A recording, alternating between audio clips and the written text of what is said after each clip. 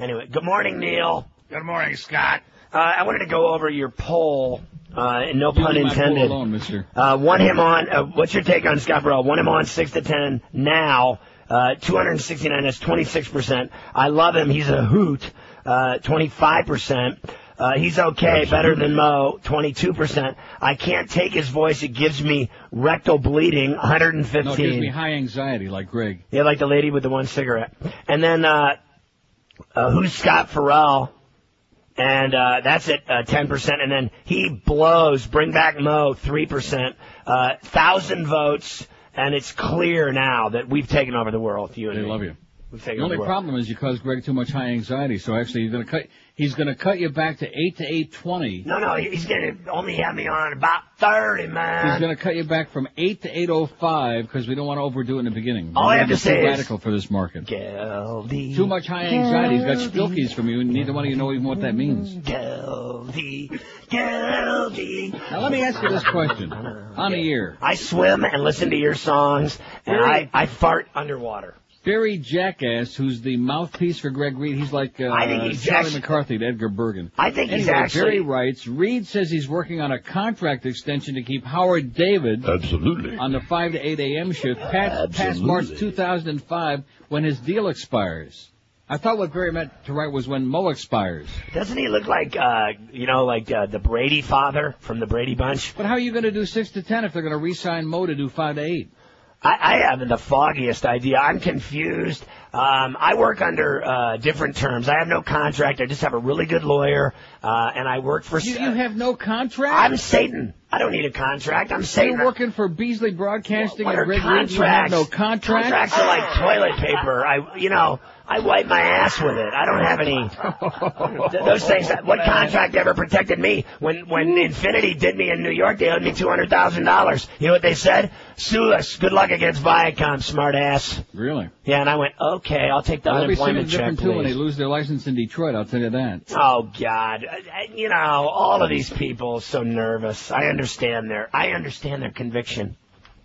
Anyway, I hope you have an awesome weekend, Neil. Good luck to you. And you too, Scott. Good luck to you. Clean it up. And remember, Geldy.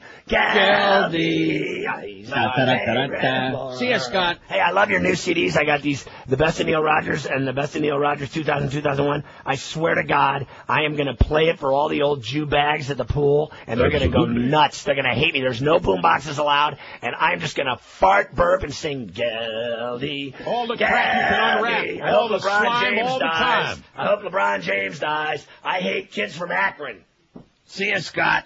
Friday, you bastard. Oh! Come and listen to my story about a man named Jed, a dumb mountaineer, barely nothing in his head. After Labor Day, had a hankering to be cool, so he rounded up the kin and they headed back to school. Beverly Hills, that is, high school, 90210. Excuse me, Miss Jane? Yes, Jethro? How many inches in a gallon? Oh, my God. He is, so stupid. Hey, isn't that dude who surfs on a door? Golly, Pa! I don't think I'm ever gonna fit in at this here fancy Hollywood high school. Yeah, well, me. You keep away from them boys. You already got credit. Well, the next thing you know, they're living in Bel Air, checking into rehab and bleaching out their hair. Though they're really tan and they're getting lots of chicks, they ain't learned nothing 'cause they're still a bunch of hicks. Yeah, Dougie. Beverly Hillbillies 90210. You're all held back now, you hear? All right. Got some disturbing news. We don't want to start on a sour note, do we? No, why would we do that? It's not real bad news. He's still alive. Buddy Epson, who portrayed poor mountaineer Jed Clampett on the 60s TV series The Beverly Hillbillies, which I know was George's favorite, was admitted to a hospital in Torrance, California for an undisclosed illness. Poor buddy. It wasn't known when Epson, 95, was checked into Torrance Memorial Medical Center, but hospital spokeswoman Ann O'Brien told the Daily Breeze of Torrance for yesterday's editions that the actor's condition is good. All right. Thank God for that. Epson, who lives in nearby Palos Verdes Estates, began his TV career in a 9-year stint as Clampett in 1962 when the series premiered. He later took the title role in the CBS detective drama Barnaby Jones, which ran from 73 until 1980. And as Bill Ross used to say on Channel 7, Barnaby Jones gets his man. Remember those promos? No, you don't. No. Before your time. Really, awful. He was like the booth announcer, Bill Ross, for Channel 7.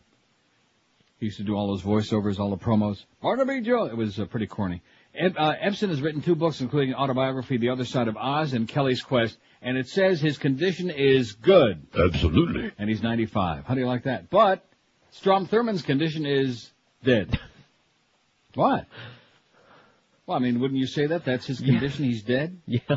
Yesterday, Lester Maddox died. Or no, that was Wednesday. And yesterday, Strom Thurmond died. All right. See, that's bad. You shouldn't be saying things like that. That would be like saying... I hope that LeBron James dies in a car crash. That would be like saying that. You know, it's terrible.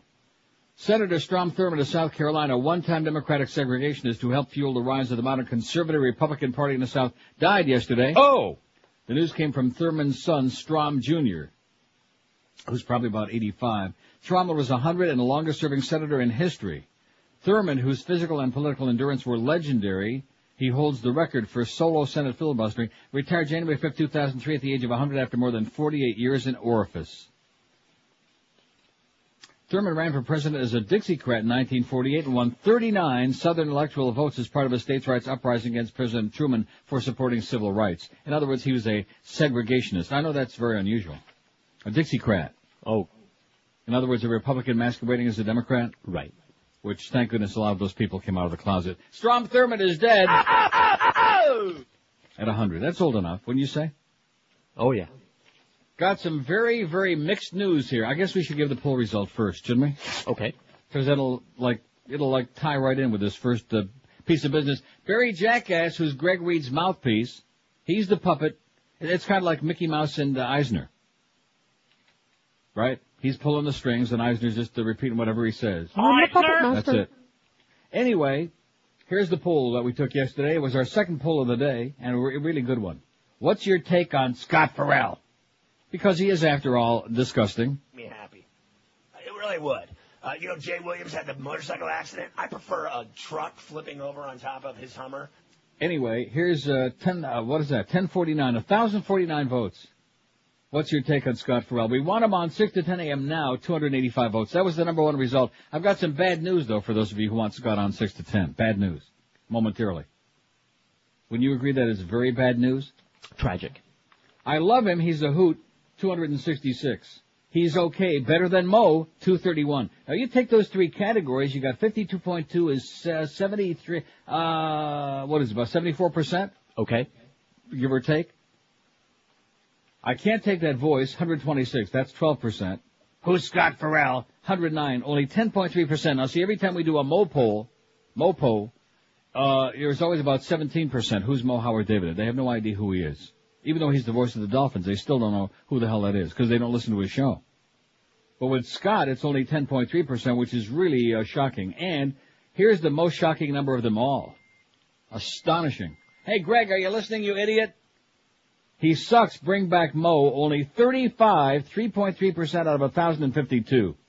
35 out of 1,052 votes say he sucks. Bring back Mo as Neil's lead-in. Oh, but that having been said, as Greg Reed continues, I mean, he's a good one to talk about getting anxiety. He gives everybody anxiety because just when you think he's finally going to get things straightened out and undo the mess that he created himself, then all of a sudden it's like he's doing a tap dance. He's all over the place. Barry Jackass reports in today's unctuous Miami Herald, WQM's Greg Reed said Dolphin running back Ricky Williams and Herald columnist Dan LeBastard will likely be hosted on a Monday night show during football season. Reed also said he's working on a contract extension to keep Howard David absolutely on the 5 to 8 a.m. shift past March 2005 when his deal expires. Reed said he's gotten quite a few complaints from people offended by comments from new morning host Scott Ferrall, but Reed remains committed to him. Scott's incredibly talented, but goes too far in some places, Reed said. I've had some anxiety, to which we say, all right. Good. Hope that the butterflies are just twisted all around inside your kishkis, Greg. Payback's a bitch. Dicked around, screwed up the mornings, and had 85 different people on there. He pushed us back to 9 o'clock, just about killed this show, did everything in his power to butcher us, then finally got us back where we belong. Now he's got a guy in that everybody loves, basically, except for a couple of sour old bastards and a few old women with no sense of humor, and a couple of religious nuts, a couple of the same old suspects. But and of course this other story right on the heels of that. See again how I'm putting the pieces of the puzzle together? Right. All ties in. It all ties in. A bill that would increase fines for indecent radio broadcasts was approved yesterday by a Senate committee. Pivotal in the decision was an FCC sanction against Detroit weekday afternoon radio team Jeff Dominski and Bill Doyle for a January 2002 exchange on WKRK FM 97.1 in Detroit. Senator Fritz Hollings, you know, it's interesting because Fritz Hollings, it seems to me, I can remember very vividly that he's got a really colorful mouth himself. But anyway, Fritz Hollings sponsored the amendment to a spending bill for the FCC, which oversees broadcasters. The amendment passed the Senate Commerce, Science, and Transportation Committee and now moves to the full Senate. Hollings said it would be in the public's best interest to revoke the license of WKRK owner Infinity Broadcasting. On the show, 9 listeners called in to describe sexual positions and practices in explicit detail. The WKRK format has since been modified away from explicit sexual chat. I wouldn't publicly repeat that language, indecency, and filth myself, Hollings said, which is really saying something for him. See, I guess if they took away all of Infinity's licenses, they could give all their stations a cheap channel and assure that we can have all right wing all day everywhere. Hollings' bill, here we go, good important part. Hollings' bill would expand indecency laws and raise fine thresholds. The bill also mandates license revocation hearings for any station that violates obscenity laws. Ahoy! Got those butterflies turning yet, Greg? Senator Conrad Burns, Republican of Montana, said Detroit residents should act as if they don't like what the station is airing by tuning elsewhere. In the latest rankings, WKRK ranked 18th overall in the market. But the committee chairman, Senator John McCain, Republican of Arizona, urged members to pass the amendment. The FCC levied a $27,500 fine against broadcast giant Infinity in April. Infinity presented a broad defense based on freedom of speech issues. The FCC will now consider Infinity's arguments. Dominski and Doyle unavailable for comment. And there you go, yada, yada, yada.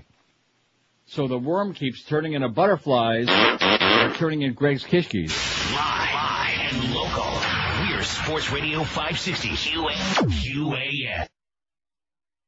Don't have a penis. I've never had one, I swear. What are you eating? Meat. Eat, but it's raw. You can't eat that raw. You'll get man-cow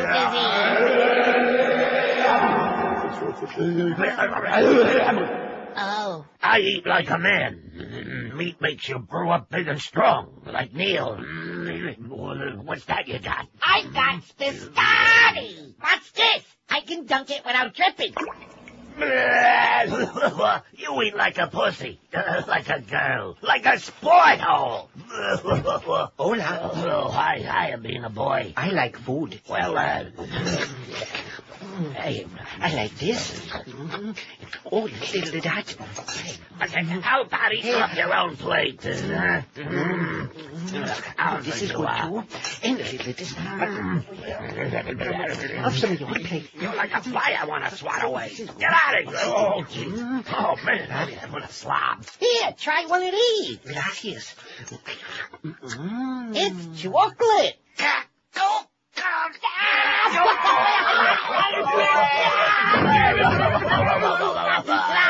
See, when you don't get laid, that's going to happen to Clarence, too. Yeah, you talk about women all the time. Mo only talked about men. I don't know what to do anymore. Maybe I can get a gig singing Boca Brian songs. Geldy. You scare me. Yeah? Yeah. 10:19 at 560 WQAM. That's my favorite. I got some more bad news for you. Let's get all the bad news out of the way in the beginning, and then we'll have a party in our pants. Oh, please. You know this fax you just sent me, which I'm sure you're very excited about. I am. I think it's fake. It's from a Chronic. Yeah. Chris, it's Sure. fake. Well, don't you remember I got a fax when I was there last week and asking me to play that bit, and we went through a whole song and dance to find out which one it was, the gay club. Because I'm seeing where it's from. Right. That's why I sent it. I see. So Christine in Miami Beach, a.k.a. Eddie, a.k.a. George, a.k.a. Joe, a.k.a. Sally, a.k.a. Okay, have a great life. Okay, we're on to your phony facts. Although I'm sure you were very impressed by the last sentence there. I don't remember. Well, it says free Hummer for all you guys. No thank you. Well, Christina will show up and it'll turn out to be Tom. Right. Who probably looks like Josh Friedman. Here's another fax that says, hello, Neil, George, and Beaner. Save you the breath, Neil. The BBC are broadcasting Hillary reading her book each day this week. It's also online at yada yada yada. Best bits on Wednesday, she talked about Boris Yeltsin and Moose Lips right at the end. Who the hell is Moose Lips? I don't want to know. Maybe that's Monica. Could be so many people. Moose Lips is Monica? I don't know. I'm speculating. I thought maybe it was Chief Moosey. But at any rate, don't give me instructions what to do, because our audience doesn't listen to the BBC or watch it or hear it or read it. So I'm continuing. Plus, it kills about 30 seconds. Wouldn't you say that? About 30, man. Yeah. Kills me. Page 2, first paragraph. It's very short. I'm telling you, by the year 2525, I'll have this licked. Hillary says, yet our nation also had unfinished business in the post-war era, particularly regarding race. And it was the World War II generation and their children who woke up to the challenges of social injustice and inequality, to the ideal of extending America's promise to all its citizens. That's enough for today, boys and girls. That's it. That's the paragraph from Hillary's book for today. We're starting on page 2 already. We're making progress. You know, I'm just thinking, do you think there's a tie-in between Strom Thurmond croaking yesterday and the fact that yesterday was the day the Supremes decided to strike down the Texas sodomy law? That probably put him over the edge. I think so. He probably went, Oi! And just expired. And, you know, it really is interesting to me, but again, we know there's a lot of really stupid, and bigoted people out there. Well, you know, sodomy, that has to do with fags. In fact, even the media, most of their approach with all this is that, well, the gays are very excited and all the religious nuts are all pissed off. The sodomy laws aren't exclusively to gays. In fact, the Florida sodomy law has to do with anybody unmarried. We've talked about this a million times, and yet every time you mention sodomy or sodomy laws, it's a fag thing, you know that. Well, I thought it even applied to married couples. Well, I mean, if you're not, no, I don't think so. No. I had that magazine article. It had like the map of the nation and which laws, And don't start talking about sex positions, okay? The guys in Detroit had enough problems. Let's not start talking about that. I would never. No, but sodomy in the statute in Florida means that unless you're married, maybe you're right. Maybe it does. I'd have to get clarification. But if you're having sex in any but the missionary position, face to face with your wife, then it's a sodomy, and you're breaking the law, and you can be convicted on that. Right. Not just fags, not just perverts, not just whatever you consider like not like you. Anybody. That includes Hummers, like the offer we just got. And certainly you people out there who are living in sin. Oh, damn thing, Miguel is going to make it official pretty soon. Can you imagine?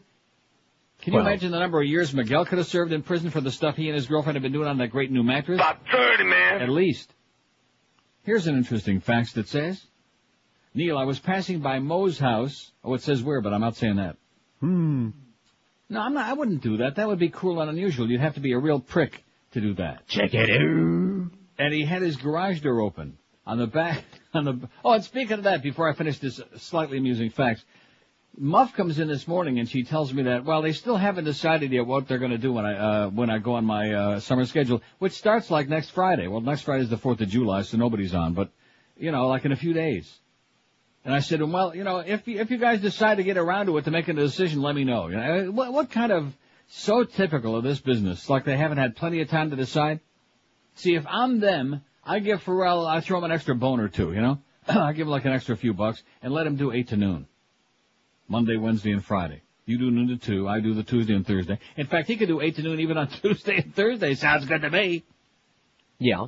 Not that I'm trying to like weasel out of any of that extra stuff, but anyway, it says on the back wall, Mo has this enormous collection of baseball caps, must be 100 of them, must change off from one to the other to cover up that skunk. That skunk, he don't know whether to stroke it or smoke it. Poor Mo, what are we going to do with him? So that story about Mo is working on a contract extension for 5 to 8 a.m. Oh. How can that possibly be? We're asking the audience, what do you like, what don't you like? The overwhelming majority, they love Ferrall. We just brought him in. They were so enchanted with him, they wasted no time giving him his own regular show, stuck him in their 8 to 10, thank God, because it gave us a lead in number 1, and number 2 got us back our 10 to 2 hour. And now it's like, let's re-sign Mo real quick. Now, you know as well as I do, the only reason they're talking that crap is because they want to cover their ass. Because they're afraid that Ferrall's going to create a little bit too much heat. Maybe they'll have to blow him out and drag him off to jail or whatever. And then they'll have to stick Mo's tired old ass back in there. I got news for you, okay? I got news for you. If they stick him back in there, I'm not going back to 9 to 1. I just want to go on record right now saying that over anybody's dead body, over George and Beaner Boy's dead bodies, and Zach, and the Beast, which is one hell of a big pile now. It's growing like crazy. And Fat Boy. over their dead bodies before I'm going back to 9 o'clock. Wouldn't you agree? Doesn't everybody agree? We all agree. We just took a poll. Absolutely. That was the prognosis. Okay, we'll get to today's poll. I guess we can do today's poll real quick right now, right? Sure. The reason being, I saw a movie last night on TV, which I would never, buy the DVD. It's okay. No Alibi with Dean Cain and Eric Roberts. And I agree with you. I hate Eric Roberts, but he played a real scumbag, so it was perfect role. He's good at being a scumbag. He doesn't have to act. Yeah. And I thought to myself, because Dean Cain looked really good. Remember that show? What was the name of that show? Lois and Clark? Yes. What was the name of the Lois and Clark show? What celebrity with a marginal... No, because Dean Cain, now some people say, boy, he's a really great-looking guy. No, he's not. He's got craters in his puss. But I still find him highly erotic, in spite of that. Okay, so it inspired me for the poll. What celebrity with a marginal or weak face is still the hottest? I put down Dean Cain, and then I put down, since most of these suggestions will be female, because we have that hetero audience out there, Jackie Johnson. She's been on almost every poll this week. Even on the Ferrall poll, she was on there yesterday. Jackie Johnson. Because she's got a monkey face, but the rest of her ain't bad. Live and local. This is Sports Radio 560. QAM.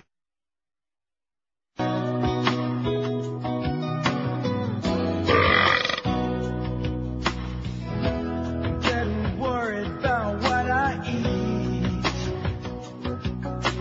I don't want to die from having steak. I don't want to swallow no cow meat. Gonna take a break, take it off my plate. Don't give me no beef, boys, I'm asking please. Don't wanna catch no mad cow disease and waste away. Don't give me no beef, boys, I'm vegan now. I have to get by on Saturday somehow and waste away. Take my burgers away. Don't give me no beef, boys. The same with pork. Don't wanna get sick from what's on my fork and waste away. Ooh, don't give me no beef, boys. I'll have tofu. I guess I'll have to give a flavor to or waste away. Wanna live out my days. Don't give me no beef, boys. I'm asking please. Don't wanna catch no mad cow disease and waste. 10:33. I'll tell you, it's a great week here at QA. We got the Beaner Boy new computer yesterday, a new laptop. What more could you want? He's probably tapping on it right now. No need. What do you mean by that? All the stories are already up there. All the stories are already up. How do you like that? See, this is what happens when George finally takes the bull by the horn. Took about 15 chains off that short leash and narrowed it down to like 1 or 2 links. Got him like right around the neck with a studded thing. Dildo? Studded dildo.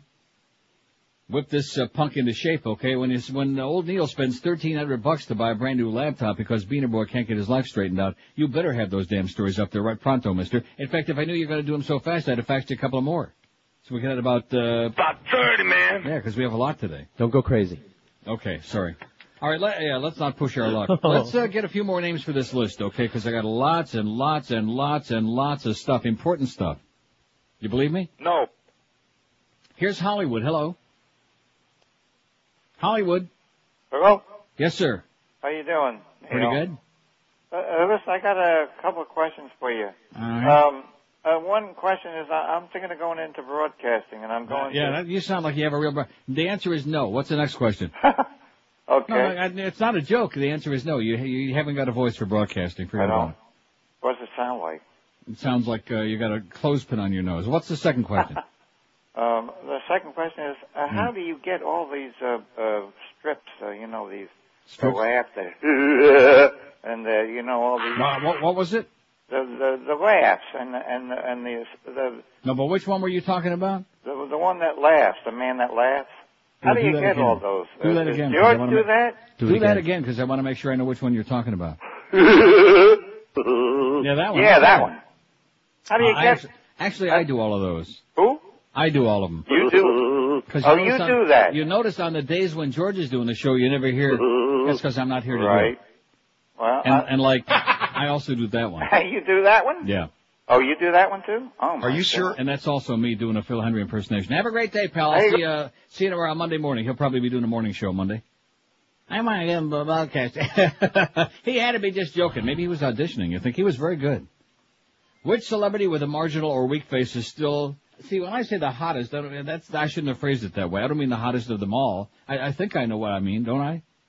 It's still real hot. Shouldn't we just say hot? No, I know what you mean, especially when it comes to guys, at least, you know, they can have these faces that are rugged, not necessarily Well, I'll give you an handsome. example. Speaking of that, all the women go crazy over Sean Connery. I mean, he's ugly as sin. And Jack Palance was another one. Man, he looked like he ran into a goddamn brick wall at 100 miles an hour. That rugged look women like. Rugged, sexy, hot. And I guess they'll rough understand fags, what it means. they like that too.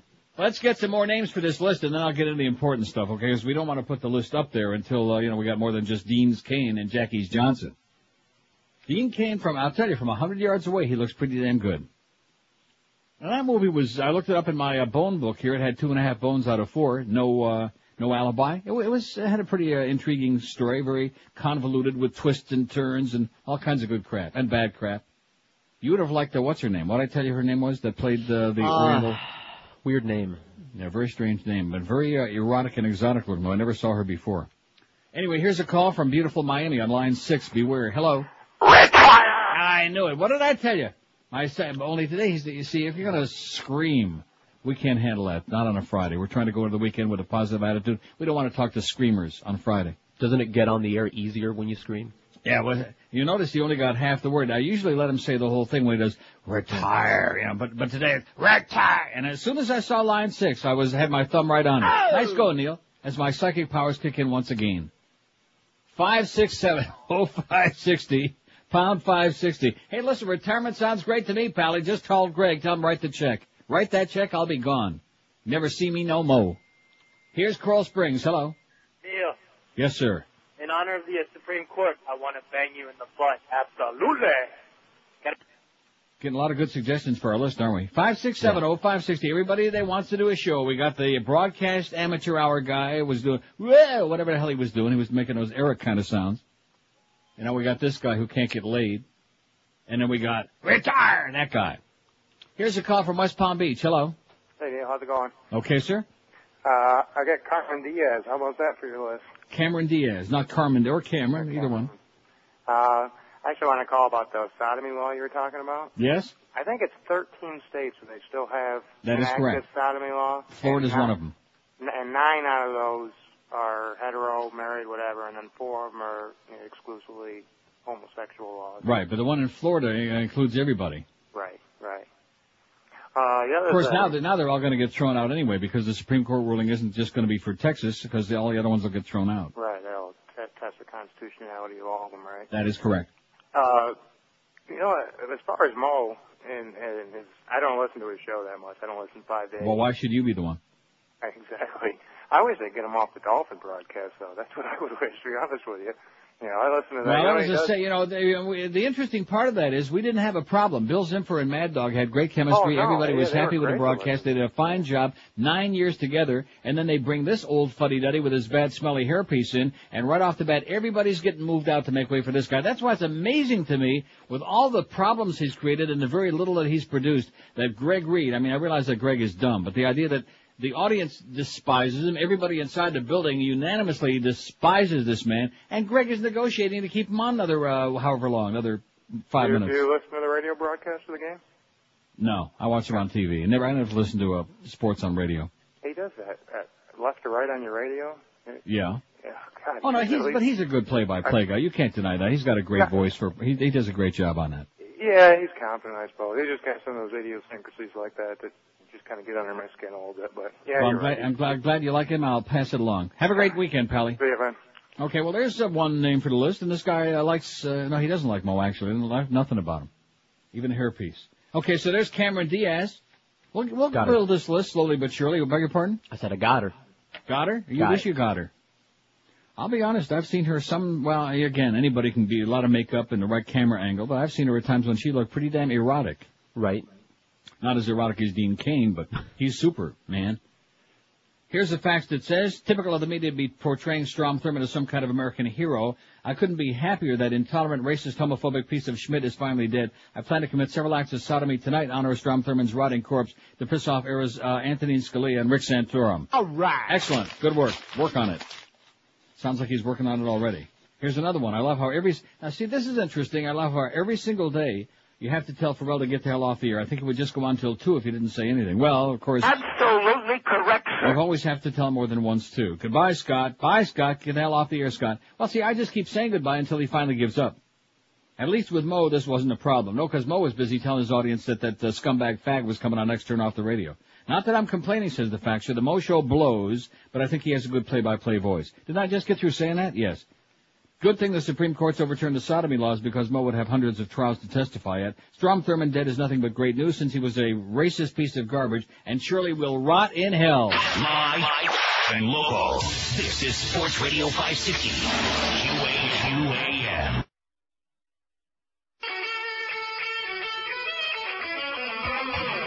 Oh, yeah! Come on! Listen to me. He wakes up in the morning. He's still coming in style. He couldn't tell the work of art from a hole in his crack. Rectum. Stuff that's wild and woolly. They count on Jesse to do it.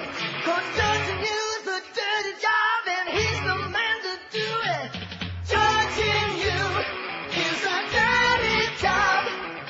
Judging you is just Jesse's job. He'll put you through the ringer and hang you out to die.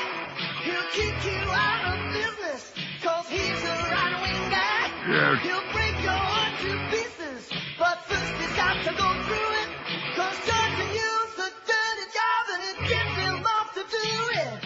Judging you is a dirty job. Judging you is a dirty job. Judging you is a dirty job. Judging you's a dirty job. Look at that on CNN. The Corvette turns 50 on Monday. All right. Isn't that exciting? See, I don't have any Strom Thurmond bits to play, so I figured I'd play the Jesse Helms. Same difference. Yeah. Same fascist mentality. That's and strong. Jesse, he's getting ready, too, I would think. Wouldn't you? Happy birthday to the people at Bowling Green who make those beautiful Corvettes. Boy, I love my Corvettes. Oh, and don't forget, join George and Miguel after the show 3 to 5 this afternoon at Fort Lauderdale Harley on Federal Highway, just south of Oakland Park. Stop by to win prizes. It won't be much. And enjoy free food from Atlantic City Subs. That's the jackpot. Plus getting a chance to meet and greet George and the lovely Miguel, who's on the verge of getting married now, and it's a damn good thing, so we can stop doing all those sodomizing acts. Get him while you can. Grab him while you can. Grab him while you can, Doreen, before he makes it official. Well, I bet you she's really pissed. She is just foaming at the mouth. Oh, speaking of that, being pissed about things like that, don't miss Passions today. All my Passions people out there, all 10 of you. What an episode. You get like a free Broadway musical on Passions, the one you'll see today. What celebrity with a marginal or weak face is still pretty damn hot? Dean Cain, Jackie Johnson, Cameron Diaz. That's all we got so far. It might take several hours to build this list. I just sent you a fax of one. Oh? Oh, I see. Jillian Barbary? Barbaric? She's on like 3 shows at once. I don't know if you know who she is. She's skinny. She's got a really skinny face with a skinny nose, blonde dits. Probably one of the most hard-to-take human beings in all of history. Really? She's a spaz. She's a kook.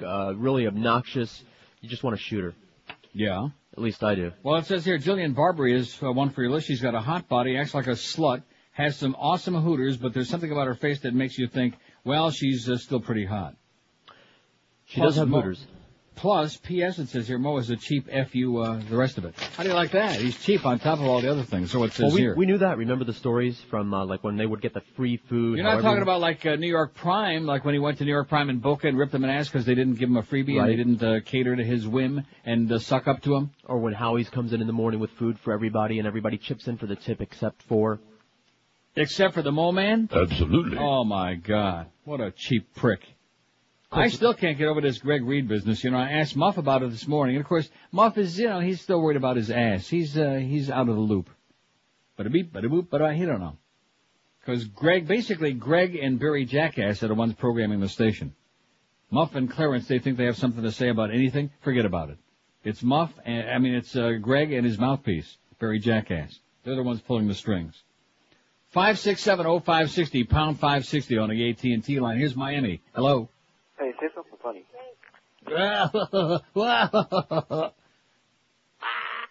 Yeah. Here's Key Largo. Hello. Hey, Neil. Yes, sir. You're up in Toronto now, aren't you?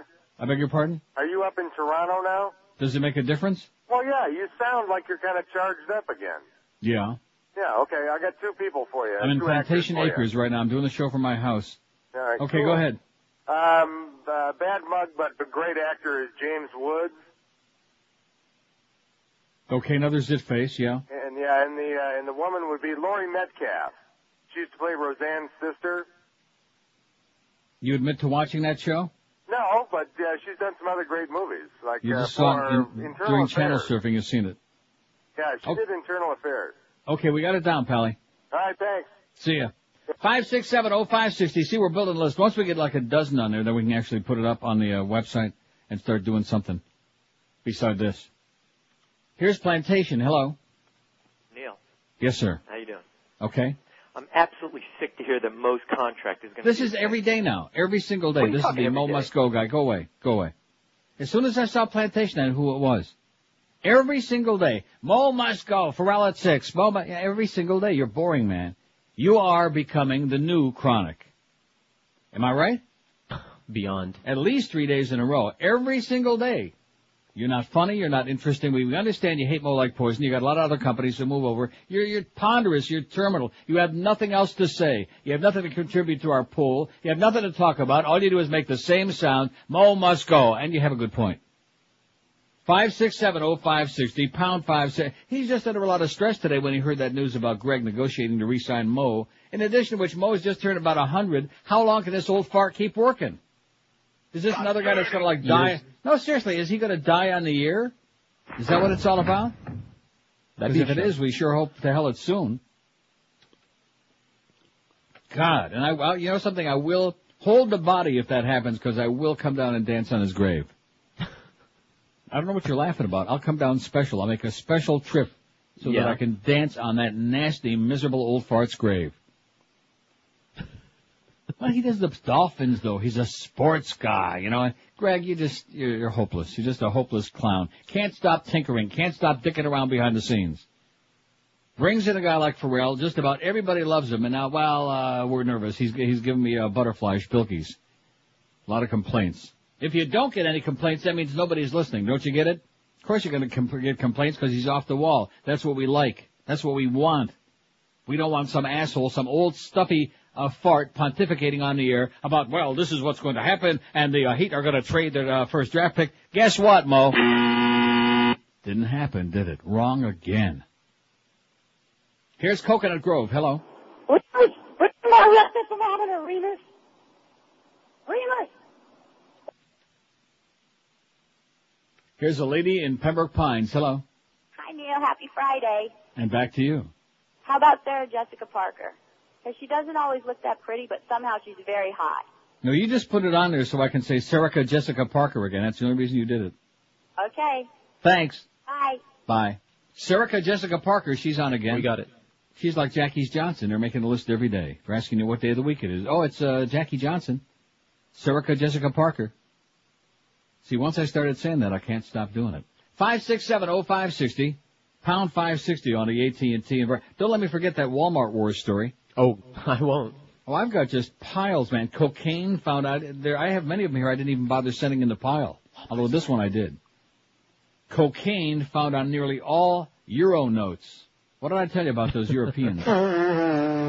Almost all Euro banknotes have traces of cocaine, according to a study by German scientist Professor Fritz Sogel and a team from the Institute for Biomedical and Pharmaceutical Research in Nuremberg studied 700 Euro notes from across the Eurozone between January 2002, the month the notes were launched, and last August.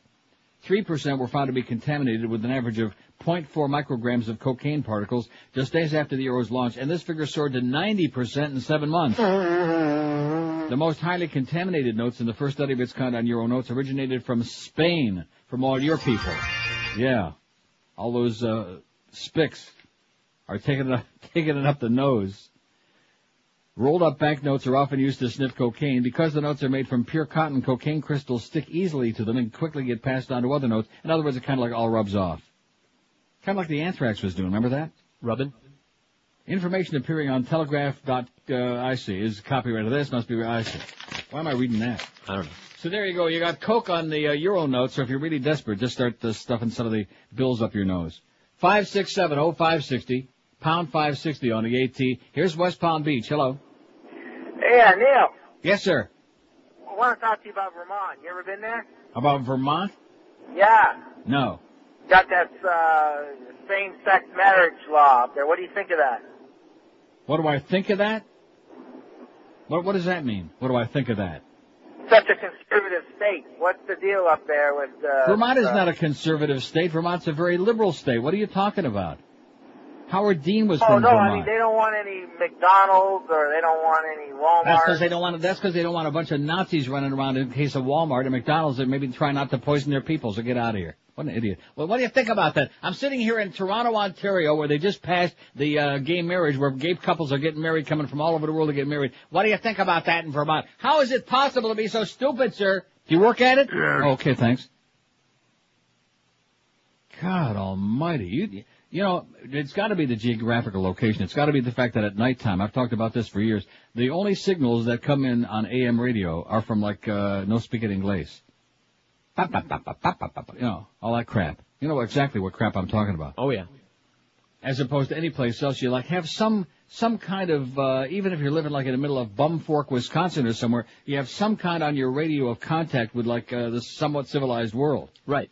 But Florida's like so detached from anything else and so cut off, in addition to which these people just don't get out too much. Well, it's hot. Not if you ask me. What celebrity with a marginal or weak face is still pretty damn hot? That's what we're asking you today. Now, we can put the other thing up there, okay, Beaner Boy? Get a hold of your buddy. In fact, you can rub it in his nose now that you got a new, nice new laptop. It's being sent. You can jam that right in Eric's nose. Live and local. This is 560. The radio's all yours now. QAM. Friday, you bastard.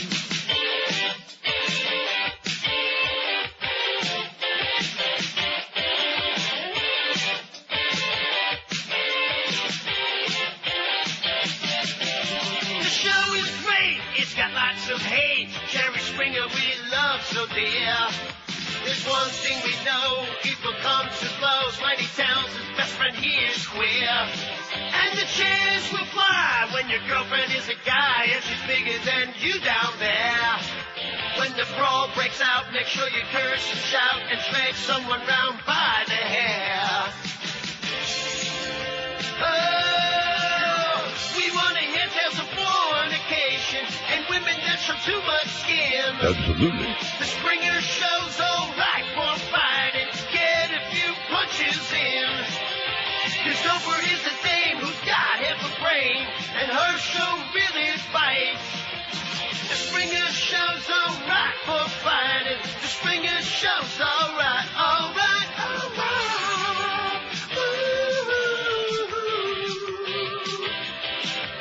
The Springer Show, Springer Show, Springer Show, the Springer Show, Springer Show, Springer Show, the Springer Show, the Springer Show, Springer Show, it's alright. The Springer Show, Springer Show, Springer Show. Here's the good news. The sentencing phase is going on right now. In fact, you can watch Court TV. I'm a fellow in the American Academy of... For this fat-faced bitch that hit the guy and had him die on her windshield while she was in getting laid. Stoned off her ass. I just look at her and I just want to scream. I want to like punch my fist right through the TV screen, you know? Mm-hmm. She is a fat, and she says, oh, she thought the sentence was unfair. The verdict was wrong. Right? Oh. She was having a good time. She couldn't be bothered scraping that guy's poor ass off the windshield or calling the 911. Here's the good news, though, okay? This is the best news of the century. Annoying solicitors' calls can be muted. All right. Tired of telemarketers ringing you up in the morning, noon and night, round the clock? Yes. Starting today, you can sign up to block those nasty telemarketing calls thanks to a new federal program, and it's long overdue. You can list your phone number on a new national Do Not Call Registry that will render your line off limits to telemarketers. Phone registration for the eastern half of the U.S., including Michigan, begins July 7 by calling 888-382-1222. Those west of the Mississippi River can begin calling today. No matter where you live, you can register online starting right now, this moment, at donotcall.gov, G-O-V. The prohibition on telemarketing calls won't take effect till October. Then violators could face fines of up to $11,000. President Bush will launch the service this morning. It's about time he did something we all agree with.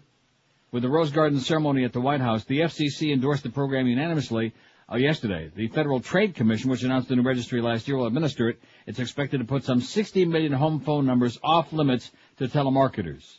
FCC Commissioner John Adelstein, who's one of the good guys, by the way, called the registry one of the most significant things the FCC has ever done for American families. Get those assholes off our phone now. Oh! We hate the idea, said Tim Searcy, the executive director of the American Teleservices Association, a trade group representing the industry. We think it violates the First Amendment right to commercial speech. Right. Like they have some right to be calling and bugging the hell out of us morning, noon, and night, over and over. And can I speak to, oh, God. See, with me, I always know it's them because, first of all, it says out of area, and then number two, they can't pronounce my real name. And the best part of that is a lot of times when they look at the name, because these things are dialing and dialing, and then they look down to see the name of the person at that number, and they panic, so they just hang up because they know they can't pronounce. No, that's a benefit. Mm-hmm. In fact, if you don't want to sign up for this, just change your name to the Helferifus would be good. And when they look down at that, believe me, you'll hear click. Ishkabibble. Right. So there you go. I'll fax this tomorrow, Beaner Boy, tomorrow morning. Got it. So we can put this info on our website so people can... You're awful quiet, boy, today. You're just... Busy man. Tomorrow he has an appearance at Bill Seidel's Boulevard of Savings from 11 to 1. Yes, and as a result, tomorrow I'll be faxing the stories by 9 a.m. Isn't that what we agreed on? Yep. Didn't we agree on that already? Are you his agent now? Are you like... his babysitter. The intermediary? The pimp? We already discussed that. Tomorrow he's getting the one-time oldie special dispensation. I'll get my ass out of bed early in the morning, and by 9 a.m. you'll have those stories right hot in your little ugly hand. Just making sure you didn't forget. I didn't forget. Well, look at that. Cameron Diaz has 4 votes. This poll ain't going to get a lot of response today, and you know what? Who cares? Maybe we'll give our website a little bit of a rest, because our polls have been just inundated with crap lately, with zillions of votes. What celebrity with a marginal or weak face is still pretty damn hot? Cameron Diaz, 4. Jillian Barberry, 2. Serica Jessica Parker, 2. Jackie Johnson, 2. Dean Kane's got my vote, and that's all. Only 11 so far. We'll get there. We'll get a whole bunch more names, won't we? Or not? Well, or not. Or we'll just get a bunch of lunatics. I really don't care, Not that I'm counting down or anything. Not that I'm counting down to that magical day like next week. Here's a call from Fort Myers. It says, hello. Neil. Yes, sir. Hey, it's great talking to you here in Fort Myers. It sure is. We don't get you. That's so sad. What they did to you people over there with this show is criminal. It's conservative and sports jocks. Right. That's it. Mm-hmm. But what I wanted to call about, I'm heading up to Hamburg next week, and I will visit Toronto. Have no desire to go to New York City, but I do love Toronto. But one of my points is listening to these conservatives here. They think that the whole country now, all the laws and everything are just going to go right down the drain because of this ruling. And it's the difference being they're not hurting me or anybody else. They're basically, they're not out there committing a felony and what have you. And, all the laws are not going to change because of this. I can't imagine anybody with a brain other than the bigoted religionists who, of course, it's good for business to keep a lot of bigotry flying. That's how they keep getting the money in. But other than that, I can't imagine anybody who believes that the government has any business checking what you're doing in your bedroom. Well, the bald-headed guy on the conservative, he thinks the whole world's going to pot now. Yeah, good. That's coming soon. Well, but look, they're going to have to find a new scapegoat. That's what it boils down to. Us fags have been a scapegoat for many, many years now, and now that basically all of that is going away, and you got gay marriages up here, and it's going to be a matter of time down there, they're going to have to find a new scapegoat. Yeah, the point is, maybe they can start picking on Chinese people. Yeah, if he comes at me with a gun, then of course, what I do in the privacy of the home is, as long as I'm not hurting somebody. It's not. Look, it's not rocket science. It's just basically very simple. Anybody who believes in a free society doesn't believe the government should, have any control over what you're doing in the bedroom with the consenting adults. It's just stupid. Yeah, Well, over here they really want everybody to think the same way. They came back with 2 talk shows stations, and they put nothing but conservative and, sports, no humor, no nothing. Right. So it's a dead area. Well, look at where you are. What do you expect? It's a bunch of yahoos over there. You don't have anybody enlightened over there other than yourself. Have a great time, Pally. I'll see you at Buffalo Raceway. I'll see you in Toronto. Okay. All right, bye. See you around, eh? Big gay pride parade here Sunday, man. Going to have maybe close to 1 million people out there mincing and, marching through the streets. Lots of big gays. It'll be a gay extravaganza. 567-0560, pound 560 on the AT&T. It's time for America to grow up. What do you think? No. Oh, I'm sorry. Time just to grow up a little bit and stop worried about who everybody else is doing. Get with it. Stop killing people and start getting with the program. Here's West Palm Beach. Hello. Good morning, Neil. Yes, sir. Buenos dias. Hold on 1 second. Reverend Jones. That one. That one that got to push that button over there. I brought a T-shirt. Reverend Jones. Here. No, I don't know who. Reverend Jones, like I said. 567-0560, pound 560 on the AT&T and Verizon Wireless line. Reverend Jones with a bad connection, no less. Here's a lady in Miami. Hello. Hello. Yes, ma'am. Hi. I love this. Sorry, a little flustered. I'm glad that Ferrall is on the air. First of all, I want to say that. I didn't agree with his view on the sodomy law this morning, but that's okay. I can't agree What with did he say? everything. What did he say about it? He basically said that it was wrong, that it was opening a can of worms. He said that the ruling on the sodomy law was wrong? Yes. A pervert like him? That could have been just the Ferrall, the personality talking.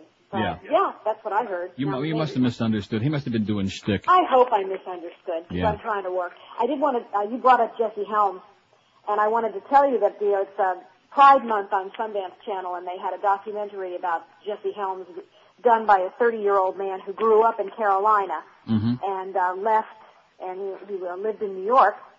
And he was a gay man, so of course he wanted to find out why people were still voting for Jesse, in the 21st century. And it went on for 2 hours, and the most chilling thing was at the end of it they had a postscript, and they showed a little university in some town in Carolina, and they said that he was going to do a fundraiser for Bob Dole, and they couldn't get in because they got there too late, but they were interviewing people on the way out, and there's two young men, one white, one black, obviously a couple, and the man said to them, "What do you think of Jesse Helms?" He says, "Well," and they flashed his name, which was not familiar to me.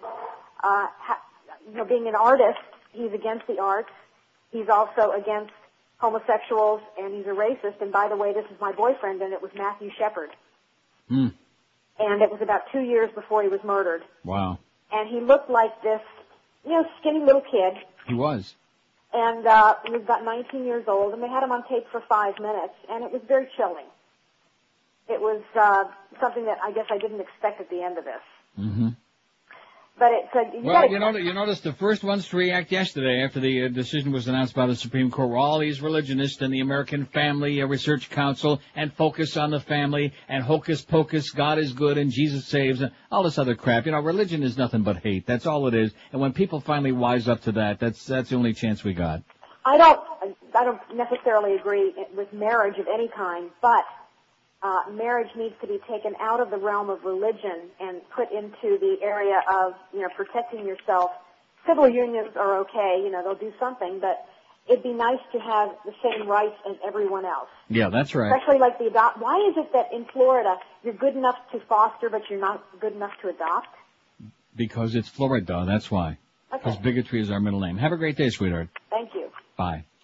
567-0560, pound 560 on the AT&T and Verizon line. Cameron Diaz, 17 votes. She's hot. Jillian Barbary, 16 votes. In spite of what George said. I don't know who that is. Sarah Jessica Parker, 12. Jackie Johnson, 11. Dean Kane's got 5. James Woods, 3. And Lori Metcalf don't have any. We got to get more names on the list than that. We will, won't we? I hope.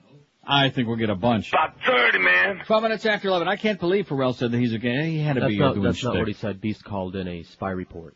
Oh, this beast. What a yenta you are, Fatso. What did he say? That he was talking about bemoaning the fact that it can be on every front page headline from coast to coast, but he can't say it on the air, the word sodomy. Oh, no, I heard him say that. Yeah. That's what he was bemoaning. I heard him say that. Beast, just mind your own business, okay? It's more exciting if we have like a little controversy, all right? Just butt out. Go get a couple of salami sandwiches to tide you over on your way home till you get the real lunch. What did I tell you about him? Just a yenta. Pop, pop, pop, pop, pop, pop, pop, pop. Don't forget, Beast, nobody likes a yenta, okay? Nobody likes a little yenta, a fat little Jewish yenta. Pop, pop, pop, pop, beep, beep, beep, you know?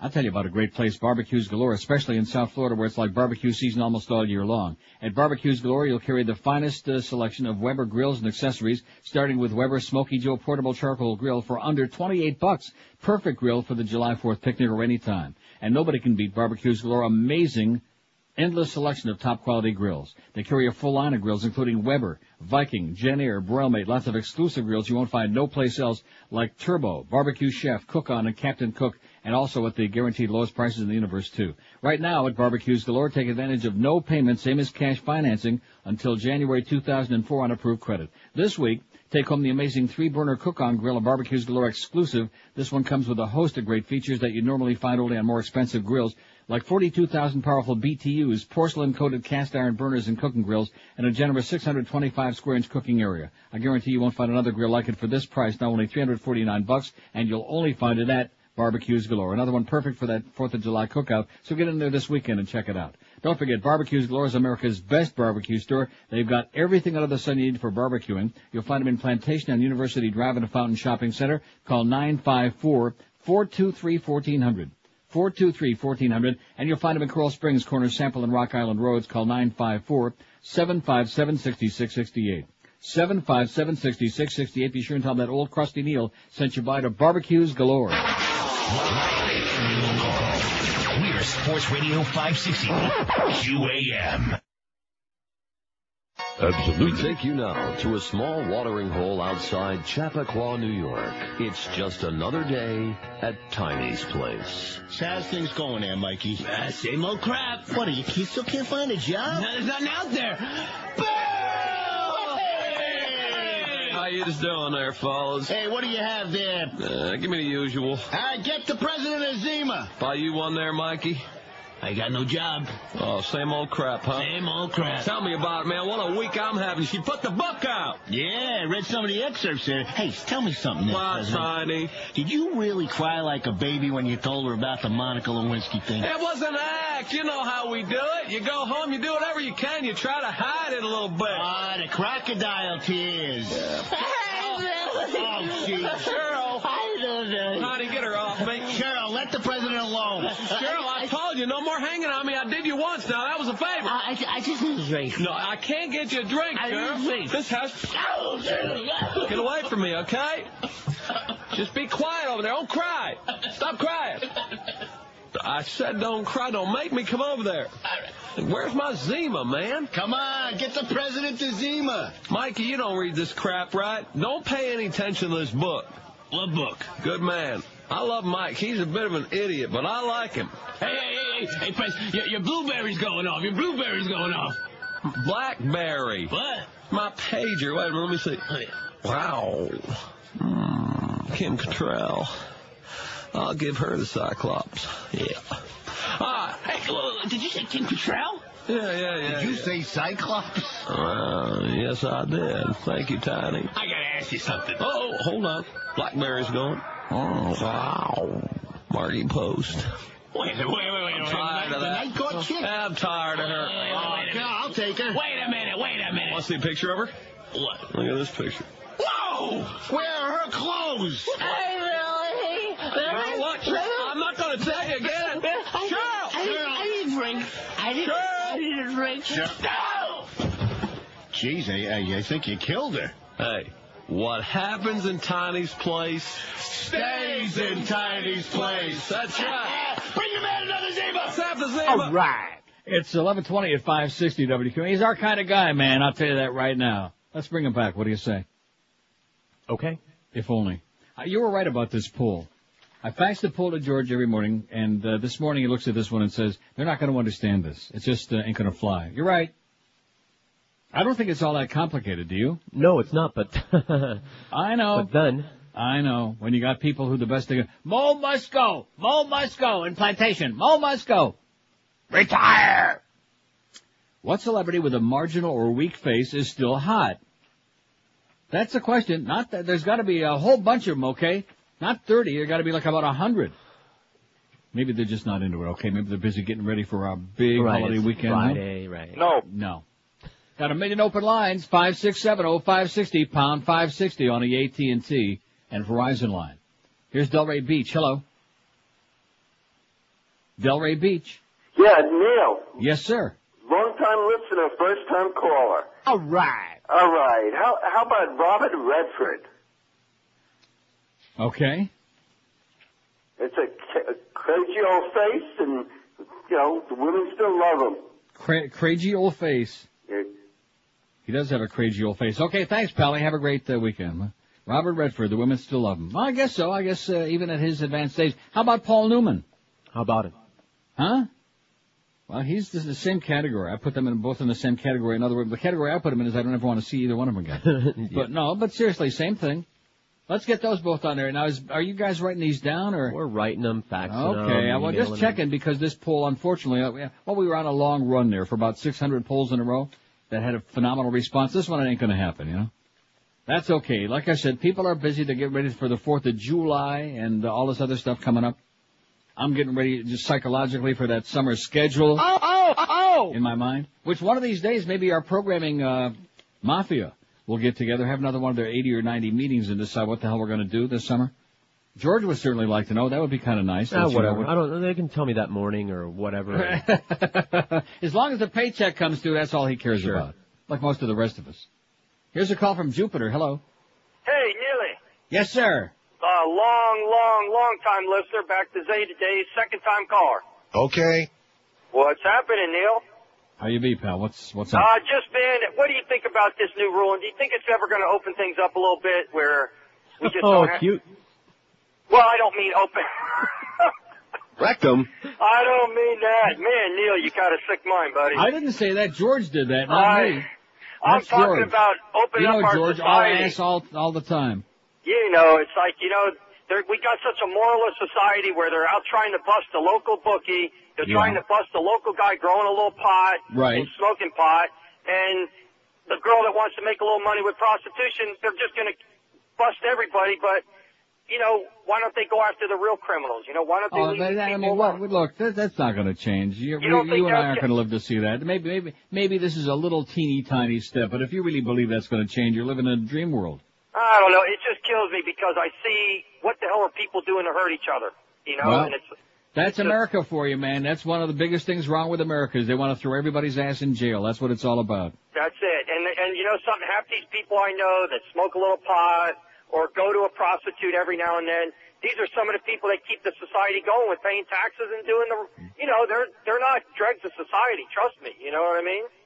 So, I don't know, Neil. I'm going to keep my passport handy and, maybe I'll find a better life somewhere. Okay, keep your cheeks closed real tight. That's what George said. Have a great weekend. 5670560. See, now you're the one that immediately thought of that. I never even crossed my mind. Rectum. I thought that's what he was going for. That was not what he was going for. He may be going for a little bit later on, but he wasn't going for it right now. Jeez. 5670560, pound 560 on the air. It's just so ridiculous. It's so outrageous. I mean, the fact that we have to have a discussion about that, as to whether you want the government coming in and telling you what to do in your bedroom. What kind of people are we talking about? Oh, Americans, that's right. I forgot. People ought to be outraged. You ought to be pissed off and fired up. Of course, you can only imagine because they generally make examples out of minorities like gays or blacks or whoever. But if they come in, you know, we're busting in and turn out to be like a heterosexual, like if it was Miguel and his girlfriend who haven't tied the knot yet officially, you know, and they're banging their brains out. Oh, you're not married? We're going to take your ass off to jail. Because it's against the Florida sodomy laws. It's just stupid. Stupid. Just like this business about what we can say on the radio. Oh, well, you can't say that word, and we're going to crack down on the obscenity. It's just more fascism. There isn't a word that's ever been invented that we shouldn't be able to say on the air. Ever. Stupid. Absolutely. 56705. What am I getting worked up about? I don't know. Is this the day we're going to save the world from itself? Yes. Thank God. Live and local. This is Sports Radio 560 QAM. Absolutely.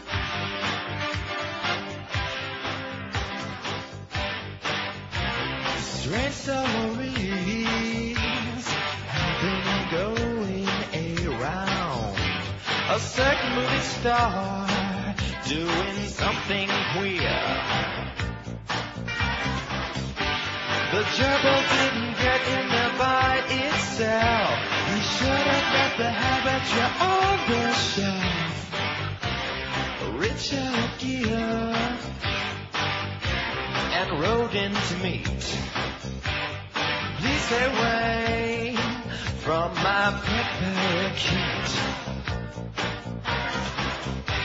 When your love life is dull, there's no need to suffer. Just head down to the pet shop for another lover. Come on and do the Richard Gere. Rectum.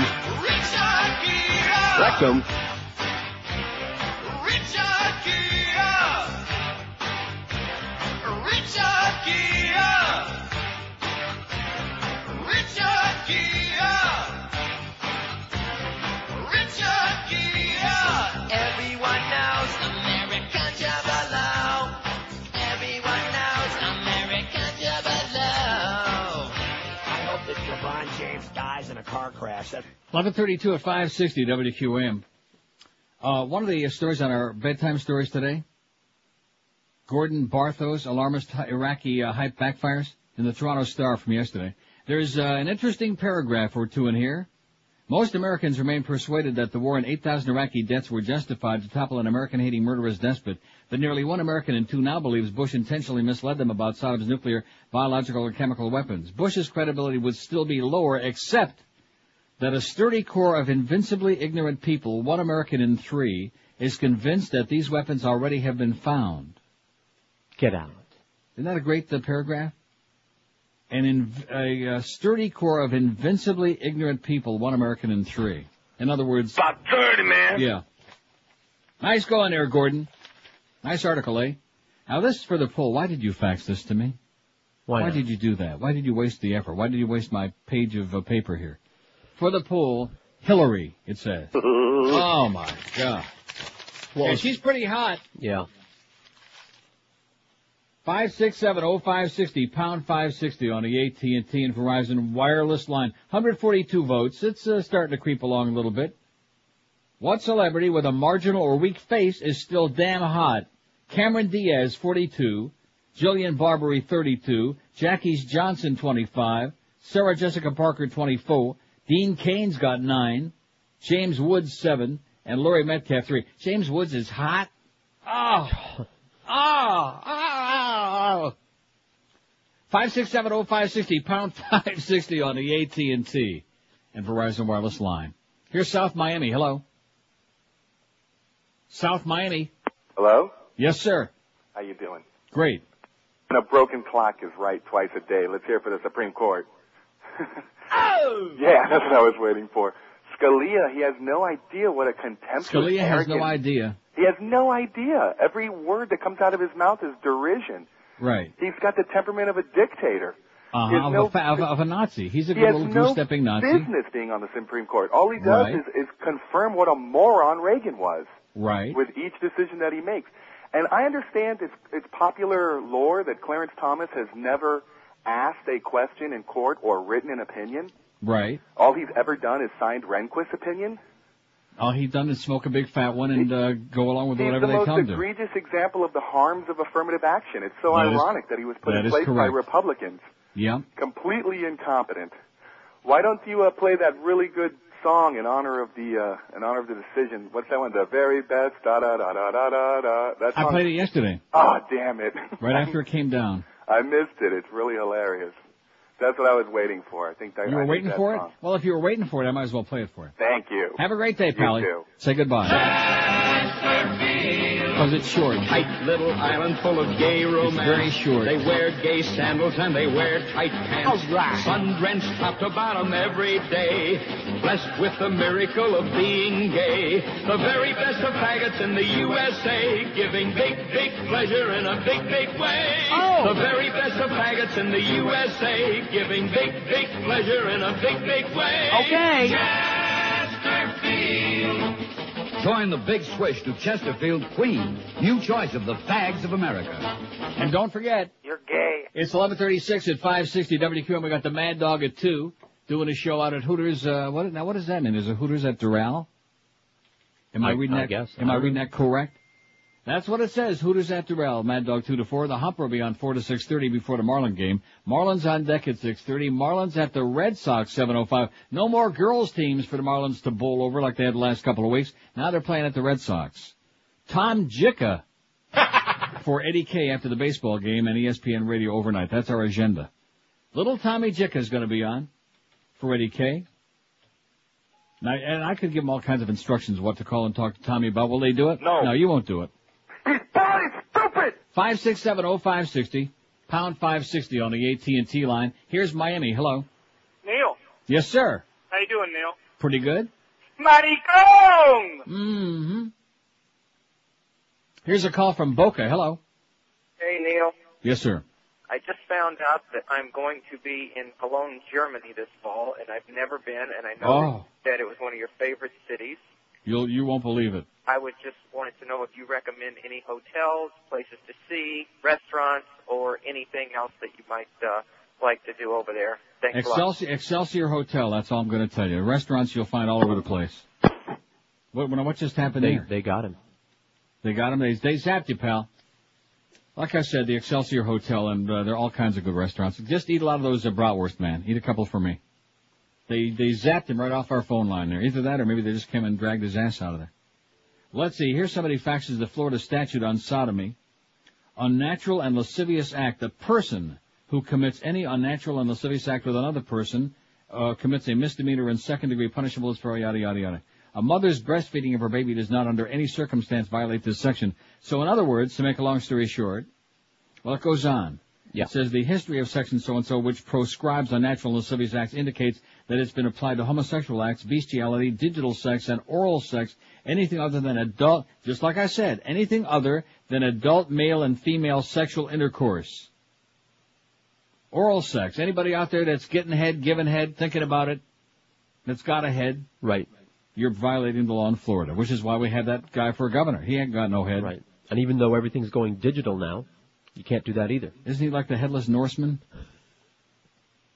Everything is going digital. See, there he goes again, trying to, just like the guy that said something about would this open up, and right away George is thinking about ass. Rectum. You brought it up. We're in the digital age, and George started to think about Rectum. Ass again. You know, George is the ass man. You know, you've heard of the answer man. We got the ass man. Why would you immediately go there with your digit? I'm not going there with my digit. That's Mo you're thinking about, You're the one right? that brought that up. It's Mo you're talking about. Absolutely. Mo Dingleberry. All the crap you can unwrap, all the slime, all the time. That's what he's getting out of there. That's what I got. That was the word that came down. That's what he's digging out of his behind. All the crap you can unwrap, all the slime, all the time. Nice going, Mo. Nice reading. I like the way he says that with such passion, you know. Maybe that's why Greg's signing up for another 15, 20, 30 years. Nice going, Greg. Just when you think Greg's got a little bit of common sense, then you realize we must be talking about somebody else named Greg. Yeah. That's the Greg we know and love and are terrified of, because every time he finally gets the ship back on course, he takes that wheel and just gives it a good crank and a yank. 5670560, pound 560 on the AT&T Verizon wireless line. Get the feeling that there's like nobody in town, you know? Really? In your town, not this one. We got 5 million people running around here. Get the feeling there's nobody in South Florida is what I'm trying to say. You think I might be right? Absolutely correct, sir. Because it like transfers even just to me sitting here in my chair. Okay, I can just get the vibe. I mean, Jicka says I don't have my finger on the pulse. I'm checking for one, Tom. I can't find one. No pulse. Dead as a frickin' doornail. 20 till noon at QAM. Let me tell you again, for the umpteenth time, about a great product you ought to be popping in your mouth today and every day. Oleomed soft gels. I've been doing it for my blood pressure, and it is stupendous. Oleomed soft gels contain the finest olive oil you've ever popped in your puss. Not just ordinary olive oil, but super concentrated, loaded with health benefits for you. Oleomed every day can help reduce the risk of all kinds of nasty, grotesque things that you want to avoid, like heart disease and high cholesterol. And now there are 14 different Oleomed formulas you can choose from, each one combining the finest, the purest, the bestest olive oil with vitamins, minerals, and herbals to support specific needs, from your bones to your blood pressure to your immune system. You just pick out the formulas that you need. Right now, they've got 3 new Oleomed formulas, one to help you sleep, one to help you control your weight, and Cell Q10 for your heart. While you're out doing your shopping this weekend, pick up some Oleomed and start making it a regular thing of popping it in your puss every day. Pick up Oleomed at Publix, Eckerd's, Walgreens, Whole Food Markets, Navarro Sedano's, or order it online if you like, OleomedAmerica.com. If you want more info, call their toll-free number, 1-866-OLEOMED. That's 1-866-653-6633. Don't forget, for better health, start making it a regular deal. Pop an Oleomed in your puss. Live and local. We're Sports Radio 560 QAM. Place.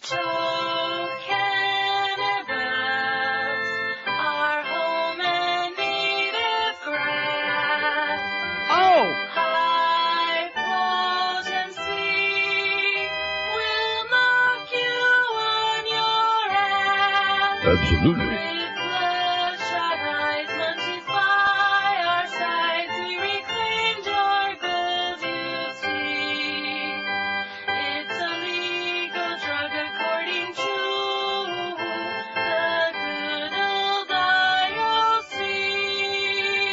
All right.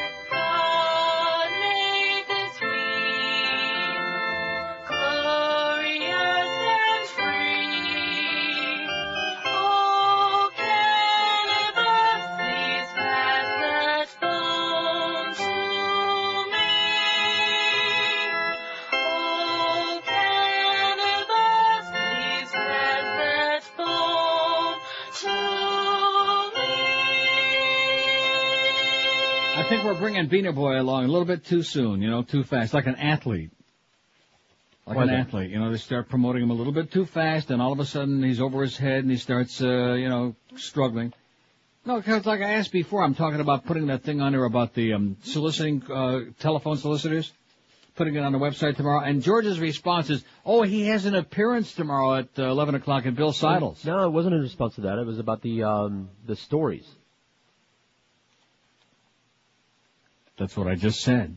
That's what I was just talking. Let me ask you something. Are you actually hearing what I'm saying today? Because since we've been doing this, I've never had a greater feeling of total disconnect than I have today. Total, absolute disconnect.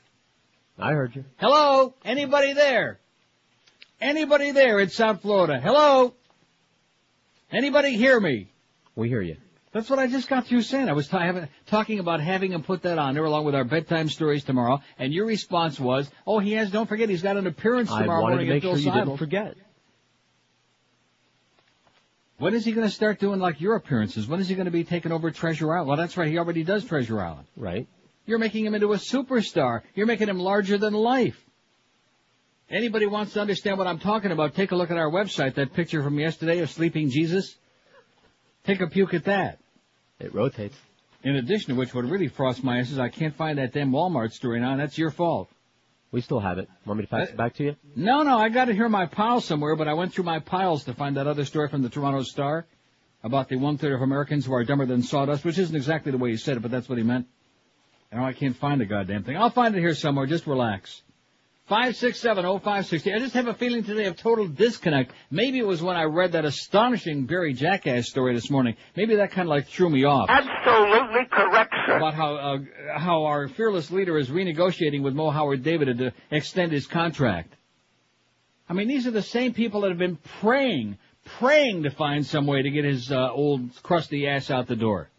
Of course, if we got his ass out the door, who'd pick it for him? Supreme Court just passed down another great ruling. They said it's legal to pick your ass, but not somebody else's. Now that good, right? Okay to pick your own ass, but nobody else's. Absolutely. As long as it's a hetero ass pick. Here's a call from Chicago. This is always dangerous. Here's Chicago. Hello.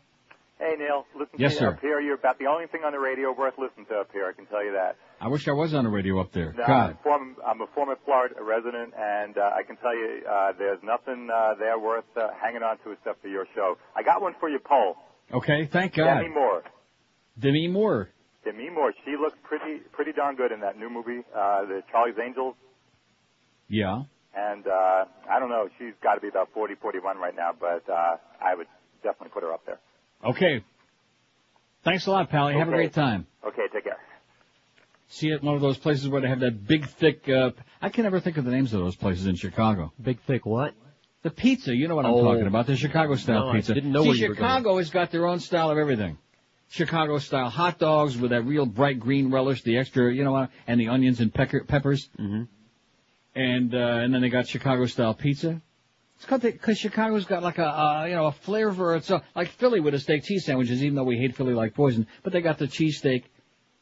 Florida, what do we got? We got medianoches is what we got. Guayaberas and medianoches. Come on, we can do a little bit better than that, can't we? No. Come on. Medianoche my ass. Boy, those things are nasty. Oh, I'm sorry. That's why you ate a whole tray of them whenever Richie from Boar's Head brings them in. Did you mention Richie from Boar's Head? Oh, no. That was like Carlos. I said, Beaner Boy's going to be doing George's. He's going to be taking over the show after next week. You're not telling me because you're covering up for him, but he's definitely in a coma again today. No, he's right there. No, he's in a coma. He's never, ever been this quiet. Since the day he sat his ass in his chair, he has never been this quiet. So Either he's swallowed a cat. That's my fault, too. What do you mean by that? I told him to shut up and do his work. Baloney! I don't want him to shut up. He's a hell of a lot more entertaining than you are. Jesus Christ, George. Anybody knows that, including you. Beaner Boy, don't listen to him, okay?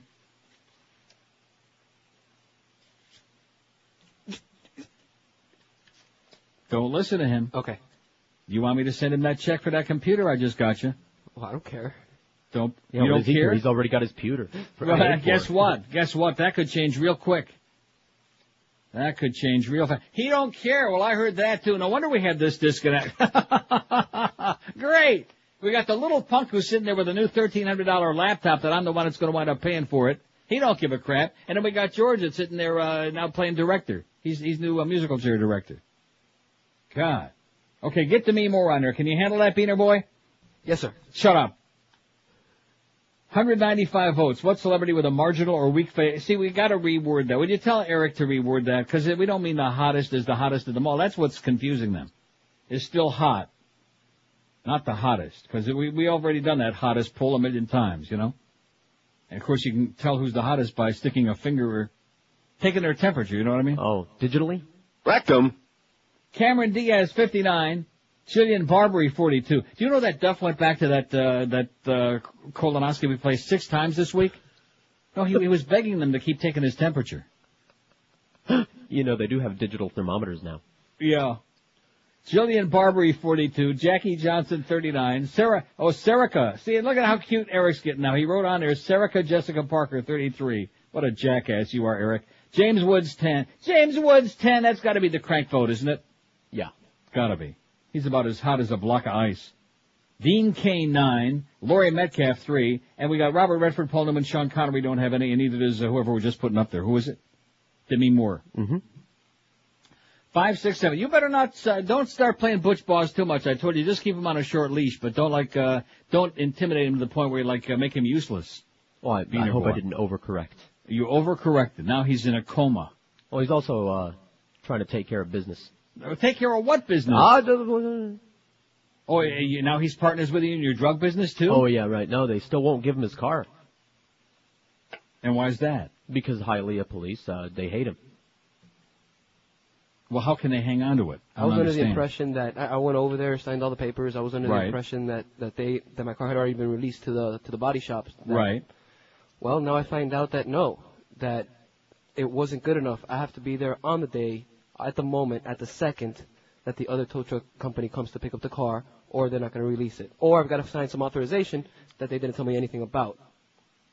Boy, you sure continue having problems, you know what? I think if my life had just gone in a crapper like yours, I'd probably just consider Russian roulette with fully loaded chambers, I already had to wrestle the gun away from him once. Did you? Was it the same one that OJ had? No. 5, 6, 7. In fact, instead of having George drive you around, how about AC? Okay, he's good at that stuff. He's got a lot of experience. By the way, OJ, we hate you like poison. We haven't had any news stories about OJ lately. Come on, go out and kill somebody on a golf course. We're getting tired of all this big lull now. There ain't nothing going on down there except maybe Jose Canseco, a little bit of steroids. That's boring. We want something big and exciting like OJ.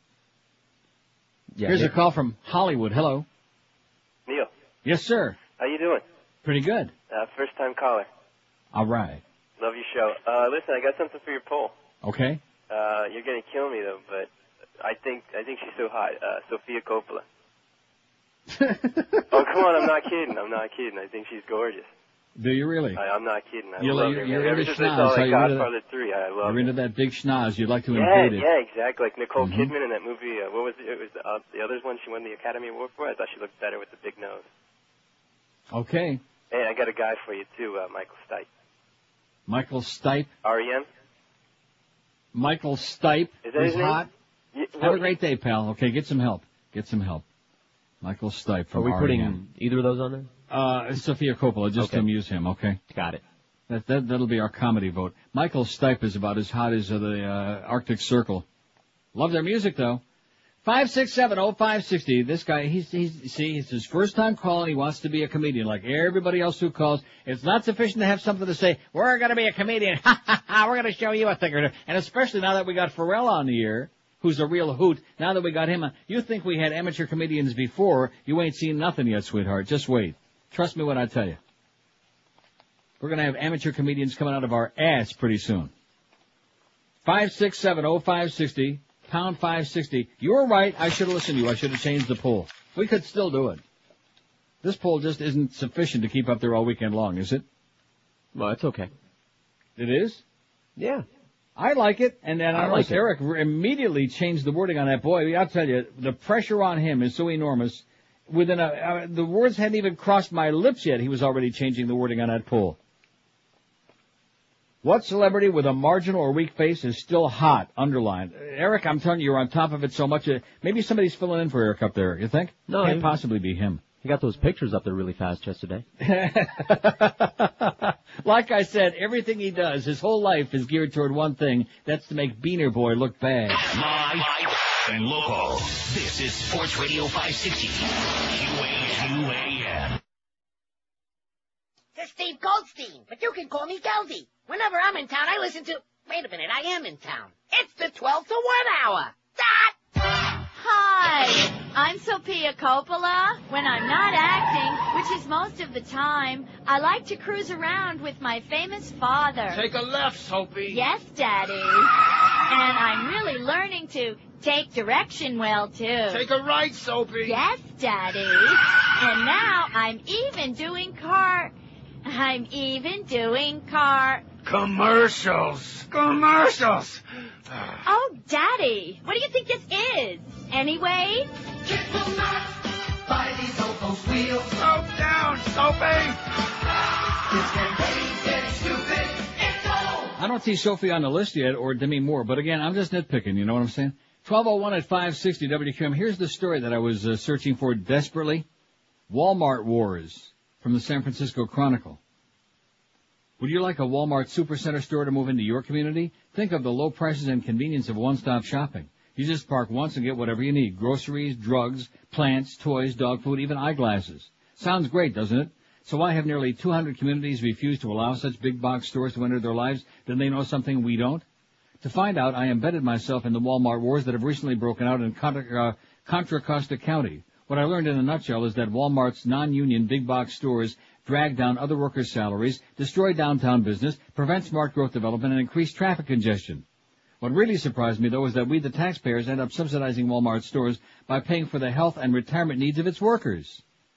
Walmart has announced its intention to open 40 new supercenter stores, each the size of 4 football fields, in such fast-growing California suburban areas as Contra Costa County. But Contra Costa County has fought back.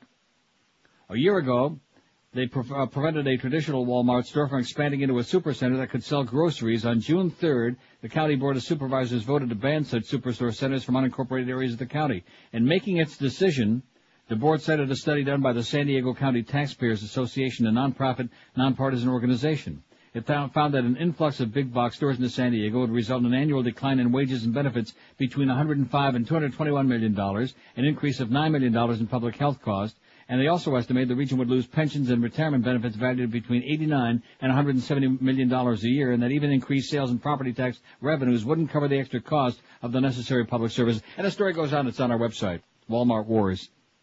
One of the many, many reasons that anybody with a brain, we all hate Walmart. Absolutely correct, sir. Especially George. Yeah.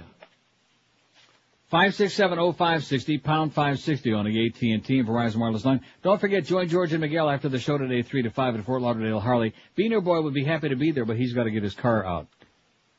Right. Fort Lauderdale Harley on Federal Highway just south of Oakland Park Boulevard. Stop by to win our very, very low budget, embarrassing QAM prices and enjoy free food from Atlantic City Subs, where Ira, our good, close, personal buddy, makes the difference, and Scott is long gone. Oh! And I'm choked up about it. You hear that? I heard it. That is one of the best things to happen in recent years, is that we don't have to be burdened by that butt sucker anymore. Here's North Miami. Hello. Hey, Neil, how you doing? Pretty good? Perfect timing. I just finished my blimpie sandwich. Okay. And boy, was it good. But listen, I had to ask you about, on the website here, I wanted to download some of the bedtime, or not download, but print. I'm going on vacation. I wanted to take some to read with me on the plane. Mm-hmm. But I just seen here that my question was not relevant because I can click on and get the individual stories, because last night my printer was working overtime.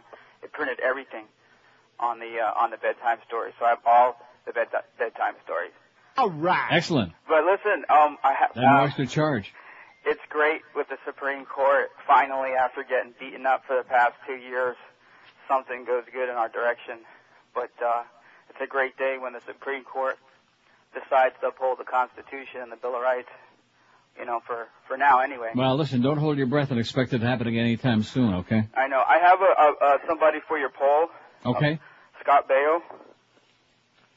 He's got a bad face? Well, yeah, Probably by now he does, yeah, I would think so. Oh, yeah, all right, yeah, he's... Probably about he's 60 by now. Okay, Pally, have a great time. Bye. See ya. Scott Baio. Okay. Willie Ames and Scott bends over.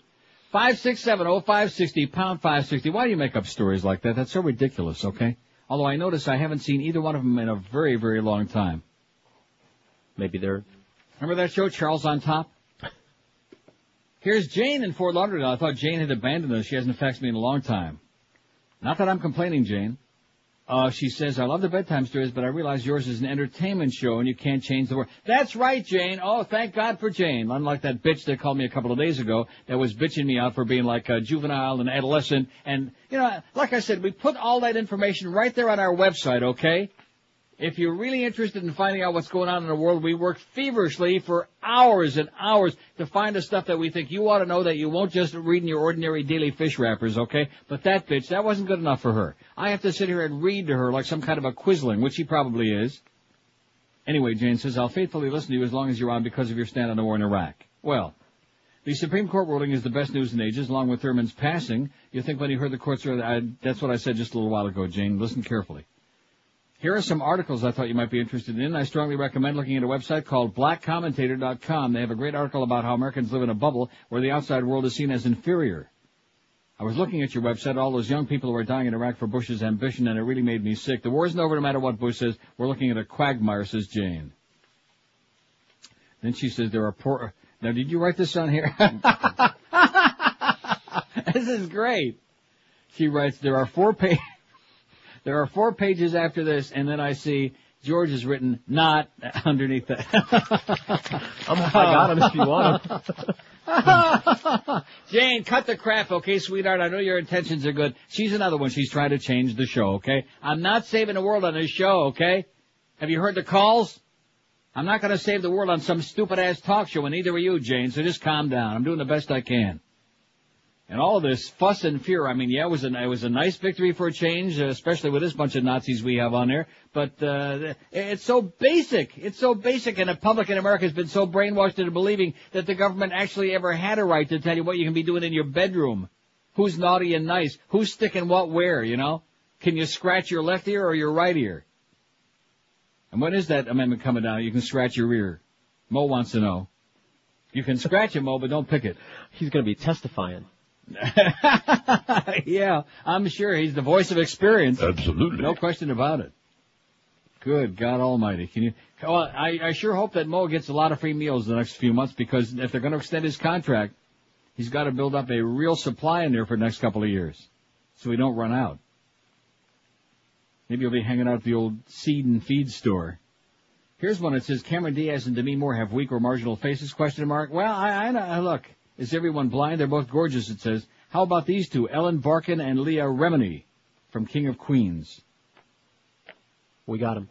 You got him down? Ellen's a dog. I mean, we're desperate to add more on the list because we'd like to have About 30, man. a whole bunch, but we're not, I don't know. I thought there were a whole bunch of people on there. I could have mentioned more, but what's the point? And, of course, there probably are some people out there thinking, oh, if you don't have a beautiful face, how can you be hot? Well, I tend to agree with that. I am a face person. You know what I mean? I like good face. Yeah, it's the most important part. Well, now that's an interesting point. To me it is. Me too. But if you have a good face on a really horrible body, right, but if you had to choose. And if you have a horrible face on a great body, I can't deal with that. You can't get past the face. No, if it's but if it's like a marginal kind of pedestrian face on a great body, then okay. Yeah, okay. Then let's see what you got, you know? Let's take a peek at it. 567-0560, pound 560. I'm serious. Maybe it's just me, okay? Maybe my mind is like trailing off into those days not too far ahead when I'll only be working those 2 days a week in the dog days of July and August. That's a possibility, but I don't think so, because my mind has been on that for quite a while now. There's just some kind of a disconnect going on today, I don't know, maybe this is the official weekend where the last desperado is finally bailed out, you know? Right. So I think what we ought to do between now and 2 is give away some Marlin tickets. Oh! Here you go, Dave. How many you want? Hey, Eddie, you want some Marlin tickets? Poor Scott. You know, I mean, when you're reduced to giving away Marlin tickets like that. Check it out. Yeah. He's learning fast, though. Here's Miami. Hello. Hello. Yes, sir. Oh, I'm on. You're on. Yes. I'm calling about the most dangerous man in the world, George Bush. Yes? Why is he always picking on the little guy? So how many more unemployed people did he make today by not allowing the poor $5 an hour telemarketers to do their job? You mean you're unhappy with and that? I am not a telemarketer, but you know what? I have caller ID. I don't answer my calls. How about the millions and millions of dollars that are generated by this, and all the unemployed people that he's producing? I say screw the telemarketers. I'm with the president on this one. Oh! Nice going, W.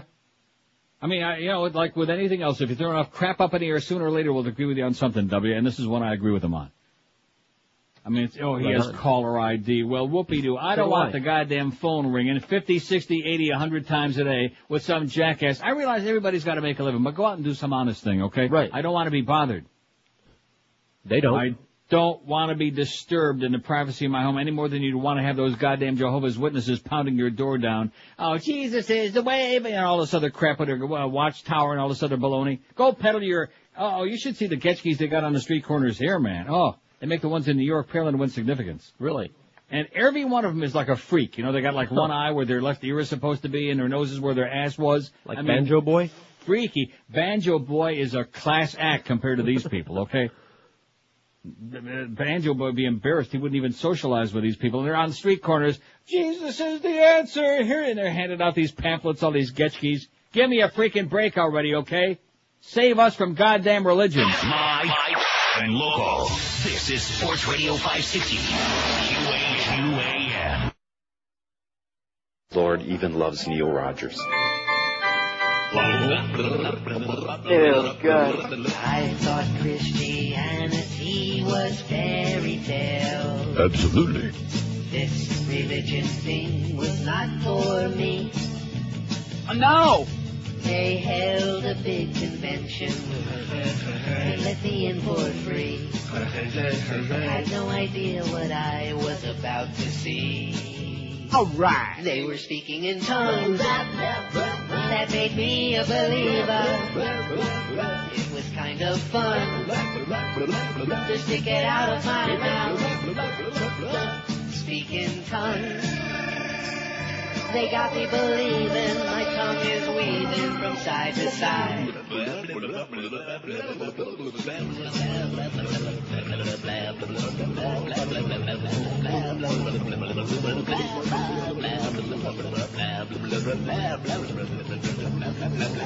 The Lord will now embrace me. I clap my tongue to the beat.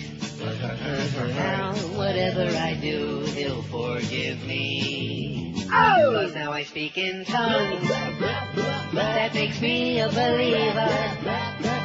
And I'm having fun. playing around with my mouth. They're speaking tongues.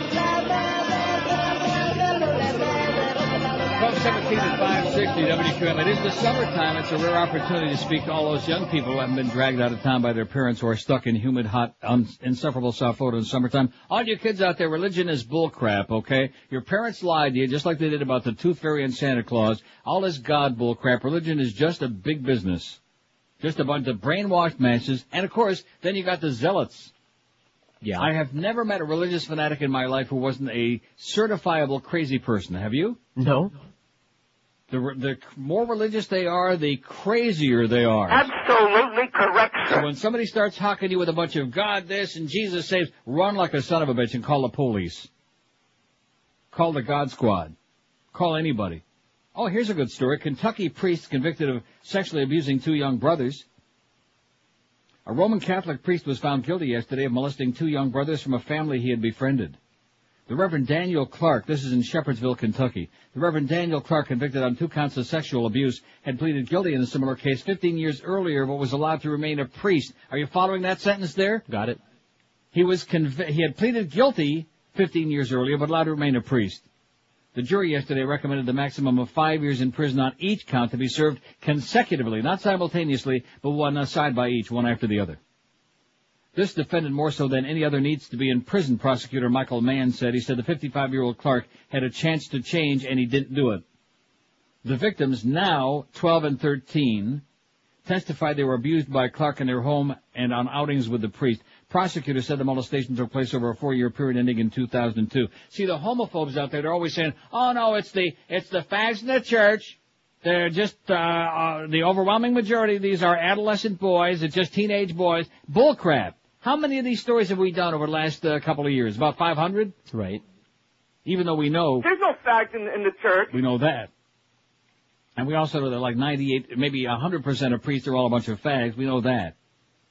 But the idea that it's mostly adolescent, mostly 15 and 16 and 17-year-olds is bullcrap. Most of the stories we have is as early as 6 and 7 years old. Anyway, prosecutors said the molestation took place over a 4-year period ending in 2002. Ending in 2002, so if you subtract 4 from that, it means the kids were 8 and 9 when he started having his way. If you want to see a movie that'll make you puke your guts out, The Boys of St. Vincent, it was on IFC, an independent film channel, the other night.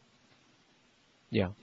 It's about a Canadian orphanage in Newfoundland, 1975, where they were, the brothers were molesting all the kids, and then finally, a janitor, thank God for the janitor, he finally spilled the beans to the cops, and they came in and they replaced, under enormous pressure, replaced some of these pedophile priests, and what do? They replaced them with another bunch, and now I gotta watch part 2, which I taped last night. You ever seen it, Boys of St. Vincent? No, I'm gonna look for it, though. It'll make you so angry you want to put your fist through the screen, you just want to spit blood. Anyway, the boy's mother had known the priest since childhood, and Clark was a regular visitor to the home. He also helped the family financially, including making payments on their trailer and buying food and toys. Clark denied molesting the boys. His attorney told the jury accusations coincided with a financial crisis in the boys' family. The family settled with the church as part of a $25.7 million agreement between the Louisville Archdiocese and nearly 250 plaintiffs. In 1988, Clark pleaded guilty to sodomy and sex abuse for molesting 2 boys at a church in Louisville. He served 90 days in jail and 5 years probation. Archbishop Thomas Kelly removed Clark from public ministry after that. Church officials talked with Clark twice about leaving the priesthood, but Clark refused. He was named in more than a dozen of the nearly 250 lawsuits filed against the Archdiocese in the past year. Also, I almost missed this. Also yesterday, a priest in Ohio was sentenced to 3 years probation for promoting prostitute boy he met in a bar. The Reverend Daniel McBride, 76, who pleaded guilty to the charge, must also register for 10 years as a sex offender. Oh! Let's hear it for all those good child molesting priests. Let's hear it. You know, they tried everything they knew, although there was a bad story. Depressing? Yeah. Supreme Court strikes down law that revives old sex crime prosecutions. The church is salivating at this one. The Supreme Court ruled yesterday that government cannot retroactively erase statutes of limitations, a defeat for prosecutors trying to pursue priests accused of long-ago sex abuse on a 5-4 vote. The justices struck down a California law that allowed prosecutions for old sex crimes. It was challenged by a 72-year-old man accused of molesting his daughters when they were little children. The case was closely watched because of sex abuse problems in the Roman Catholic Church, but it also has implications for terrorism and other crimes. Justice Stephen Breyer, who makes a hell of a great ice cream, writing for the court, said the Constitution bars states from revising already expired legal deadlines. Well, I'll be goddamned. How do you like that? What was the name of that show again? That movie? The Boys of St. Vincent. And if you can't find it, it's not on the DVD, but it's on videotape. If you want to go on like Amazon.com or one of those, or just do a search for Boys of St. Vincent. It's all over the place on the VHS. I'm seeing if they're going to show it on IFC here. I beg your pardon? I'm going to see if they'll show it on IFC, the American. Well, yeah, because your schedule, the American schedule on IFC and ours up here is different. But boy, that movie will just make you furious. Just make you want to scream. All these assholes in denial. Oh, these are just a few isolated incidents, and most of the priests are good, God-fearing men. Bull crap, okay? They're a bunch of perverts. They're a bunch of pedophiles and out-of-control chicken hawk fags. Don't give me a song to dance about the goddamn priest, okay? I've known a few priests in my life. Every goddamn last one of them was a pervert. Did you know them biblically? No, I did not. Thank God. I mean, you show me a guy that walks around wearing a dress every day, and I'll show you a real prevert, okay? And these are the people that you go in there and you sit in the confessional. Oh, Father, I touched myself yesterday, and I did this, and I stuck my finger in my anus, and I picked seed. Well, it's a damn good thing for Mo he ain't Catholic. Oh, can you imagine? Oh, man. Wow. Here's a couple more for the poll, thank God. Naomi Campbell, dog face, bod from God. That's what we're looking for. You got it? Got it. Bernie Mac. Is that like Freddie Mac? Fit guy, great dresser, gruesome face. I don't have any idea who that is. Got his own show. Bernie Mac? Yeah. Black comedian, one of the original kings of comedy, the Bernie Mac show. He's hot? That's what they think. Okay, put it on there, just for a hoot. Jada Pinkett Smith. Who the hell is that? Will Smith's wife. Oh, no! You spoiled my weekend right now. I'm leaving. Why did you mention Will Smith? Oh, he just... July 18th. What? Nothing, just July 18th. That's what he kept saying at the MTV Music Awards. July yeah, 18th. That movie. It was supposed to be funny. Yeah. LL Cool J. Oh, this must be from some... a couple of dark ones, it says. I see. I guess it's enough dark ones for one day. Love you, Neil. LL Cool J. Yeah, let's put some Schwarzers on there. What do you say? Don't be blaming the dark folks for that. And then, she was very light-complected anyway, that bitch in Texas that had the guy on a windshield. She was like almost white. So don't be starting to pick on our dark friends just because of the fact she happened to be a Schwarzer, okay? I was just kind of taken aback because I'd never seen that bitch before. And I don't care what color she was or what shade. I say let's turn her into a lampshade. Okay. Oh, my goodness. That's just... and she's still in denial. She's still... Oh, she thinks the verdict was wrong. We never did get around to the sentencing. Is that still going on? I don't know. The ecstasy. Oh, look at this. Gospel Blockbusters. I just missed the spot. Gospel Blockbusters. Envío para sus 2 CDs o cassettes canta al Señor. A la dirección en la pantalla. Use su tarjeta de crédito y usted recibirá Glorifícate en 2 CDs o 2 cassettes absolutamente gratis. It's exactly what you were watching. Oh, my God. For some reason, it was in Spanish. Maybe we caught the second part of the offer where they say it in English, then in Spanish. I see. Well, guess what? Who can play your game? Uh-oh. Oh, it's the end of the hour, damn it. It's Rai News from Italy. Come on, speak to us, please. Da Paradise Mausoleo, risparmiate fino a $16.000 con side-by-side high level.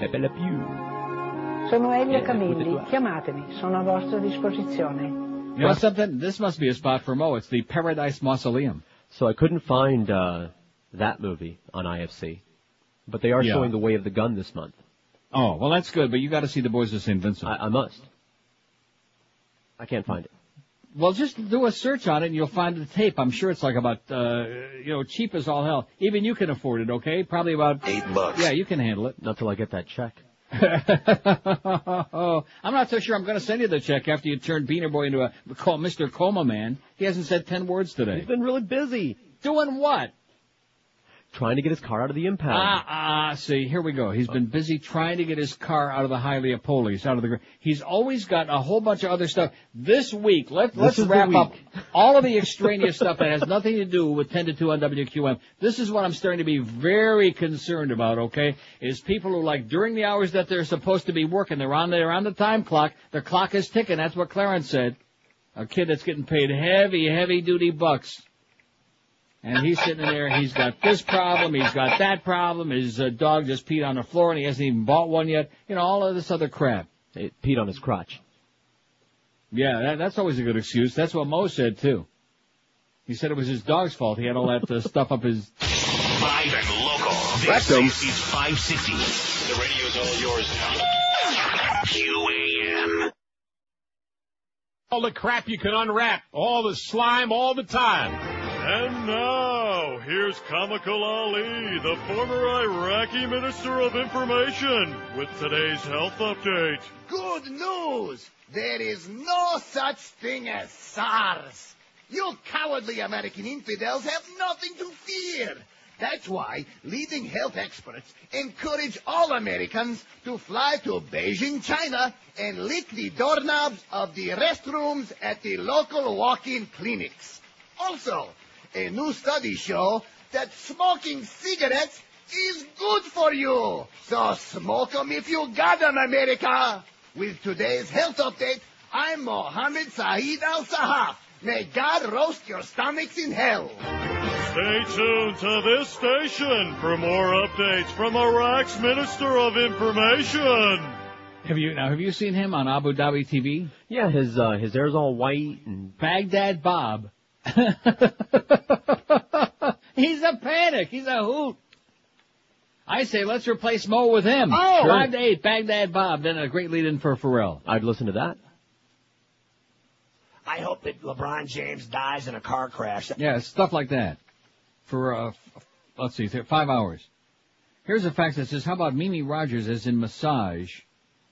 Is she that screaming Mimi Rogers? I think sometimes she screams, but it all depends. Attractive face, not spectacular, but voluptuous body, and she's like middle-aged. You think Mimi Rogers should be on? See, I might as well stop reading these because I noticed that the list, because he's really busy now. He's busy with his car problems. What? He set it all up. Oh, no, there've been about a whole bunch. About 30, man. The bottleneck is here. I'm watching him. I beg your pardon? It's all been sent up. Upstairs. Oh, so in other words, you're blaming it on Eric now? Is that what you're doing, laying on Eric's fat shoulders? I would never do anything like that. Yeah, you are. You're starting up with him again. Just because he did a good job and changed the wording on a poll question today, now you're starting to pick on fat Eric up there in Orlando I would again. never. I'm just saying. 56705. Oh, speaking of what I was only moments ago, I don't want to get off on that religion again because the audience don't want to hear it. Because they can't handle the truth. They've been very, very effectively brainwashed. Nice job of brainwashing all you religious bastards out there. I like it. I want to hear it. You will. An Irish Roman Catholic diocese mired in scandal over pedophile priest in Dublin yesterday imposed a virtual ban on clerics holding private meetings with young people. All right. The Diocese of Ferns, south of Dublin, whose former bishop Brendan Comiskey was forced to resign last year over a child-abusing priest, issued a policy statement effectively telling priests they should never meet children alone. The ban is believed to be the first of its kind in Ireland, which, along with the United States and several other European countries, has been rocked by revelations of widespread abuse of children by priests. Widespread abuse. There's no fact in the church. Pastoral ministry to a child/young person should only take place in a publicly accessible place, says the code of conduct issued by the diocese. It says the door should always be left open during such meetings, and adds that casual visits by children or young people to the homes of church volunteers, priests, or youth workers are to be avoided. In addition, it says clergy and church personnel should not take pictures of children or young people while they're in changing areas, for example, a locker room or bathing facility. No, you'll notice if you do get Boys of St. Vincent that one of his pastimes was standing watching all little kids taking showers. Yeah. Oh, I'm serious. It'll make you, maybe I'm wrong, but it'll just make you furious. Bishop Eamon Walsh, who took over from Comiskey as Bishop of Ferns, described the measure as a positive move. The bottom line is it's a good, healthy church environment. It's a good experience for young people, he told state-run RTE Radio. The church in Ireland is in a state of crisis over allegations that priestly sex abuse of young boys went on unchecked for decades. I just mentioned these things in passing, okay, even though we've been talking about them for years on this program, and they give like a little lick and a smear. Okay, it's all done. Done, like Mickey would say. Done. 5670560, pound 560 on the AT&T and Verizon line. What celebrity with a marginal or weak face is still hot? Now we finally phrased that right. 293 votes. Lame response for a lame poll. Sorry. They can't all be great. Cameron Diaz, 82. Jackie Johnson, 55, with that monkey face. Jillian Barbary, 50. Sarah Jessica Parker. I'm just leaving the Sarah off. Sarah Jessica Barker, 46. Demi Moore, 21. Dean Cain, 11. Anybody else see that movie? No. No Alibi? It wasn't bad. Of 2 hours spare time sometime, a little under 2 hours. It's worth it. I mean, it's not in the same category as some of the other movies we've been talking about, but it's okay. James Woods, 11. That's ridiculous. Sean Connery, 8. Sean Connery. Laurie Metcalf, 4. Paul Newman, 3. Robert Redford, 1. Sofia Coppola, 1. And none of the other ones of that list of zillions and zillions we had there have gone on there yet. Spoke to Eric. They'll be up any second. Oh, look. You guys, just relax. I don't want to see you guys going into the weekend. It's a holiday coming up. I don't want to see you at each other's throats again. Everybody's happy, or at least relatively speaking. You will get your car back one of these days, maybe. Now, did you get that straightened out or not? Not yet. What do you mean, not yet? Well, I'm hoping to have it straightened out today. Are you going to go there and pick up that car or not? Yes. He has to leave at 1 o'clock. George used to be a repo man, okay? Yeah. So what you ought to do is have George take you over whatever the lot is where they are towing the car, and just have George go over there. He'll pick the lock, get into it, and... It ain't the locks that are a problem in those yards. It's their mongrelly Rottweilers that they have guarding them that I have an issue with. The fences and what's inside them. Yeah. Well, what do you mean by that? In other words, you wouldn't risk your safety and like to go in there to get Beaner Boy's car out? Come on. Hey, don't forget George. Oh, that's right. You couldn't do it anyway. You got an appearance today. Right, George and PC. Miguel. There you go. There's an out. 3 to 5 this afternoon at Fort Lauderdale Harley, located on Federal Highway just south of Oakland Park Boulevard. Stop by to win prizes and enjoy free food from Atlantic City Subs. We got the story on the girls' lemonade stand, which we missed this story when it was out. We'll get to it eventually. How come nobody in this audience ever brought it up, especially you people over there on the West Coast? Here's Fort Lauderdale. Hello. Nobody there. See, they gave up because I've had them waiting on there for a coon's age for too long.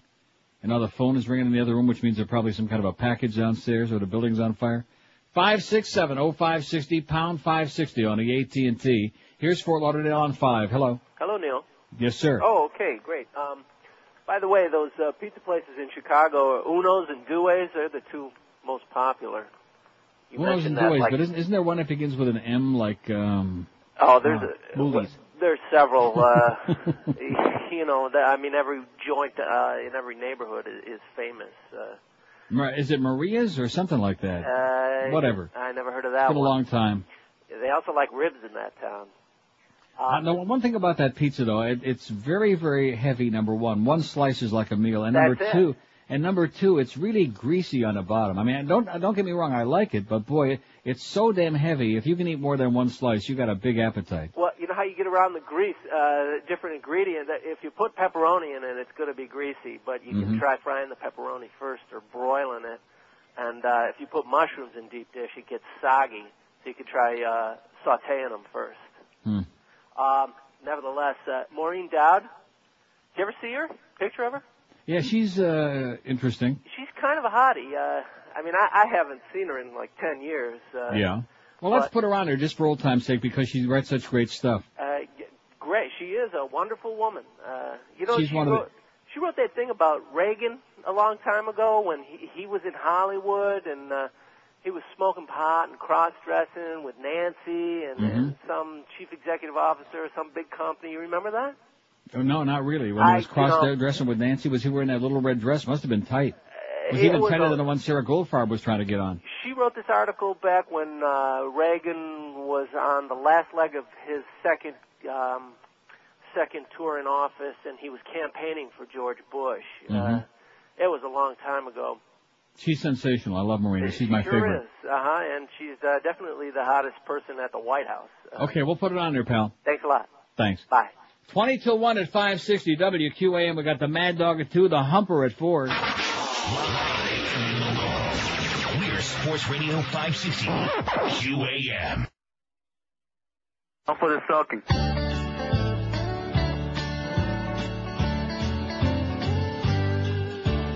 Rudolph the scumbag bomber, he was hiding in the woods, living like an animal, just like a white supremacist should. Absolutely. He is the creep who's wanted for lighting the Olympic fuse and for blowing up people who thought they had a right to choose. And then one steamy summer's eve, off came to town. While looking for some dumpster food, a cop said, freeze or I will shoot. Now that the feds have caught him, he's hiding in a jail cell. Rudolph the scumbag bomber, soon you're gonna fry in hell. Right. 12:45 at 560 WQAM. Lauren Hutton, somebody says, and you say, okay, for the poll. They want. See, I just figured out during this last break what it is that's got me like a little behind the eight ball all day today. What's that? When I downloaded, see, because every Friday morning, Jim Sarney, who did mention my name this morning. By the way, you spelled it right. Nice going, Jim. He was just talking about the Shitty Link magazine article about Ferrall. What link? City Link. Okay. I'm doing my Brian Murray. I tried to sneak it in there real quick. Okay. Oh, it got right past me. I didn't hear a thing. City Link. Yeah. And he mentioned the title of it is if Neil Rogers is God, then Ferrall must be the devil. And he gave a little plug. Thanks, Jim. You're still ugly. And then every Friday morning, I also check the Herald website, and you have to go way in the bottom, all the other stories in print, and they don't even mention Barry's name in here. He doesn't even have a byline in the story. They're so embarrassed that he's still there. He's got to have naked pictures of the Knight family. Must have. So anyway, in a Barry Jackass column this morning, I read. See, and again, they pretend like Clarence and Duff will call me up, bada-beep, bada-boop, bada, like they did on whatever day that was, a few days ago, about that Ferrall business. Mm-hmm. And pretend that they're telling me inside, but I have no idea what's going on. They don't have any respect for those of us who've been there a long time and who are like, have some vested interest in what's going on with this radio station. Nothing. So this comes to me as a tremendous shock and a setback for my intestinal system when I see Greg Reed said he's working on a contract extension to keep Mo Howard David on the 5 to 8 a.m. shift past March 2005 when his deal expires. Reed goes on to say he's gotten quite a few complaints from people offended by comments from New Morning host Scott Ferrall, but Reed remains committed to him. Scott's incredibly talented, but he goes too far in some places, Reed said. I've had some anxiety. Well, now we're even, Greg, because I'm having real spilkies, real anxiety reading about you and your love affair with Mo Howard David, which not too many months ago they were like trying desperately. They wanted to get an excavation party to come in here and drag his pimply old disgusting seed-filled ass out of that building. Now, all of a sudden, for some reason unbeknownst to the rest of us, it certainly couldn't be because of any great ratings, could it? No, because we saw that trend a couple of days ago. Pretty lame. Lame, Mo. And it just threw me off. It's like if you had if you had a tumor growing. Okay. Inside your body. And instead of looking to go find a physician, a surgeon, somebody that could remove it, you wanted to find somebody that could make it grow. You see what I'm saying? Grow some? I've got this disgusting, horrendous cancer growing inside my body. Doc, can you accelerate the speed? Can you make it grow a little faster? Maybe some I'd like fertilizer. to have the size of Mount Rushmore by the end of the year. Maybe some radioactive iodine would speed it up. God. Maybe that's what I need for my thyroid. You do understand that, don't you? I'm not a fat person. It's just I have a sluggish thyroid. That's right. It's genetic. Yeah, like those 7 Klondike bars. 5670560. What? I admit it. I've forgotten all about that. I'll even go you one better than that. Oh, Guess no. what I had yesterday? Oh, geez, no. It was nothing like that. Okay. I can't do that. My blood sugar this morning was 108. Oh! Not bad. Pretty damn good. But I was looking for a little bit of crap yesterday because I have to have my sugar fixed every day. I can't get through the day without it. Junkie. I am. And so I'm perusing through that place, where they have all the crap. And Haagen-Dazs, which what I think about Haagen-Dazs, they make now Rocky Road. Somebody should probably tell our friends at Haagen-Dazs something about packaging, because their packages to begin with are very unappetizing. There's nothing, like Ben & Jerry's. Look at how colorful and how, plus their ice cream's so much better anyway. But, so the Haagen-Dazs makes a Rocky Road, which is my favorite flavor.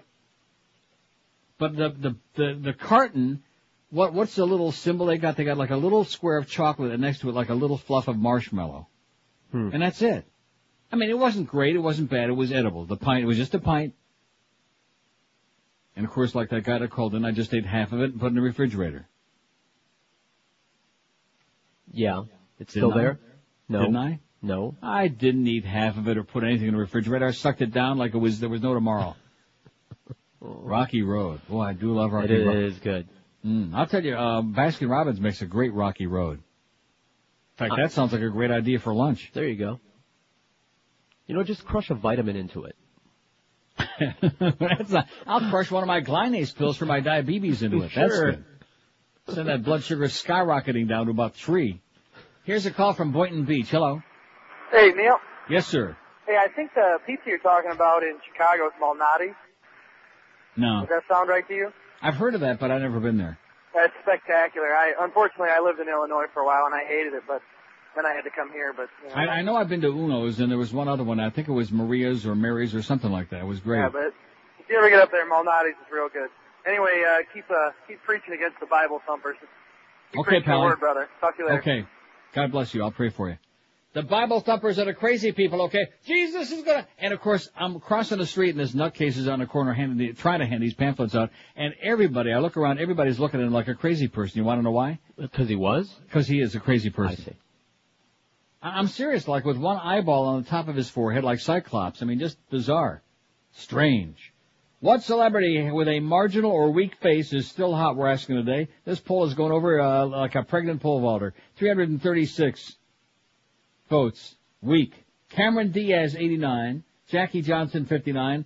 Jillian Barbary? Barbary. Coast. Ever been in the Barbary Coast? No, thank you. Jillian Barbary Coast. It's in Vegas. Oh, that one. Oh, yeah, I have been in there. 54. Sarah Jessica Parker, 52. Demi Moore, 30. Dean Cain, 12. James Woods, 12. Get him. James Woods is sexy. Look, Sean Connery, they're saying 9. I mean, that's got to be women saying that. There certainly are no fags who find James Woods sexy, I don't think. Sean Connery, 9. Ellen Barkin, 6. Laurie Metcalf, 4. Naomi Campbell, 3. Paul Newman, 3. LL Cool J's got a pair. You ought to see him. Sophia Coppola, 1. Leah Remini, 1. Jada Pinkett Plunkett Smith, Plunk Your Magic Twanger, 1. Robert Redford, 1. Mimi Rogers, 1. None for Scott Baio. What's wrong with his face? I think that was a bad one. How many years since we've last seen him? About 30, man. He's probably about 80 now. Bernie Mac, none, and Maureen Dowd just went up there, 341 votes. I love Maureen Dowd. She's my hero. If I were to pick a hero, she'd be one of them. And let's face it, we don't have too many heroes no more, do we? Except for Mo Howard David. I sure wish someday when I get that old I can reach in there and pick him out with the alacrity that he does. It's amazing. I love that word. That's one of my favorites. Oh, yeah, alacrity. Yeah. He manages to get that wrinkled up old fist down behind his ass and just reach around, Woo! God only knows what kinds of things are coming out of his. Rectum. But at least he shares. That's what I like about him. He shares with the rest of the morning crew. They all get a chance to take a look at it, sniff it. He's magnanimous. Here's Miami. Hello. News report. The gays are coming. The gays are coming. The gays are coming. The gays are... That's not news. Here's Pompano. Hello. Oh, Neil. Yes, sir. Man, long time since Zeta. Listen, nobody's mentioned Jamie Lee Curtis. Yeah, she's a little long in the tooth. That's a good point. That's a good one. Yeah, not too bad. Hey, listen, while I think about it, nobody likes to kiss ass. Well, I gotta tell you, when George is on, I like him. What's not to like? See? All the crybabies out there, you know? Oh, listen, don't you understand? George provides a very important service in South Florida. It gives them something extra to bitch about. Exactly. Well, he'll be on soon, believe me. And then Mo Howard can teach us the finer points of scratching our ass. Exactly. Have a great weekend, Pally. Clip your nails. Jamie Lee Rectum. Good one. Jamie Lee Curtis. She's on the list immediately. Textbook case. In her day, of course. She is, like you said, getting long in the tooth. Yeah, she's very dykey-faced, but she always she's got a fine body. In fact, that movie, Halloween, Part 87, mm-hmm. That was the first one that I saw Josh Hartnett. I was just reminding the audience that I'm always on it, you know? On the ball? When he was just a little punk, like 17, 18 years old, Josh Hartnett. He was good in that movie, and he looked pretty good. Now he looks like a real yahoo. Although they would tell you, oh, that's a sex symbol, that Josh Hartnett. He looks like a yahoo, and it looks like his eyes are like he can't keep them open. Oh, and also, by the way, for the guiding light people, you notice how Olivia finally got her left eye open. Oh! Let's hear it. After all these months and years, Olivia's got her eyes wide open, even though Philip has got like his skin keeps getting drawn tighter and tighter over like a skeleton. You know what I mean? Have you ever seen anybody like that? Where as they get older, the skin on their face keeps drawing tighter and tighter. And pretty soon there's going to be nothing like a bag of bones. Poor Philip. 5670560, pound 560 on the AT&T and Verizon wireless line. We got the Mad Dog at 2 this afternoon, broadcasting from Hooters at Doral. Go on out and give him a helping hand. Here's Miami. Hello. Hey, Neil, here's an interesting choice. Condoleezza Rice. She looks like E.T. on ecstasy. Here's Fort Lauderdale. Hello. Fort Lauderdale. Hello. Yes, sir. Mo sucks. And you blow. Here's Miami. Hello. Hello. Yes, sir. Neil, Yes. how are you today, sir? I'm doing great so far. Neil, you Only got 1 to think. o'clock, though. It's a little... I beg your pardon? Hello. Hello. Yeah, Neil, listen, you got to think you're not overweight. You're just a little too short. Yeah, Your that's weight's true. okay. Uh-huh. I'm a fat slob, man. I'm a fat slob. I got an ugly for you. How about Sarah Bernhardt? You don't see much of her, but isn't she the homeliest thing? Sandra. Chandra Bernhardt, not Shara. Oh, Sandra Bernhardt. Chandra. Okay, that's the one. Okay, we got her. No wonder she won't return his calls. Chandra Bernhardt. Yeah, he keeps calling for Sarah. Eric's going to have to write these down as he hears them because Carlos is going. I beg your pardon? He went to go get his car. His father came to give him a ride to go get his car out of impound. He has to get it by 2 or they'll keep it forever. I see. Well, that's okay. It would have been nice if somebody would have told me that because I'm giving these names. Well, when did he leave? About a half hour ago? 2 minutes ago. Oh, okay. Have a good time, Carlos. Get that car. And this is it. Today we draw the line in the sand, okay? I don't want to start playing Butch Boss. But this kid, he has to start turning his life around. You know what I'm saying? No, what are you saying? Now that he's got that new expensive laptop computer, and now that he's got you like pimping for him, and he's got his own personal appearances and stuff, and he's got his own picture on our website. Huh? Miguel has gotten no end of grief because of that misinterpretation about the appearances. He's subbing for Miguel, which means he's the promotions person on the appearance that he has to be at. All these producers are calling up saying, Carlos is doing appearances, I want to do appearances.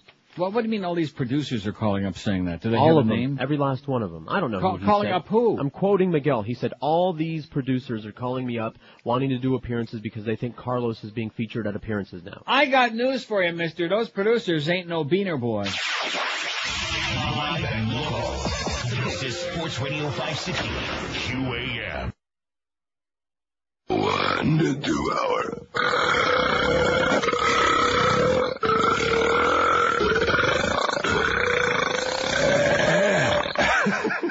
First, there was the James Coco diet. Hey, everybody, look at me. But now there's a new diet that guarantees you'll lose 1 pound or more in 9 years or less, or your money back.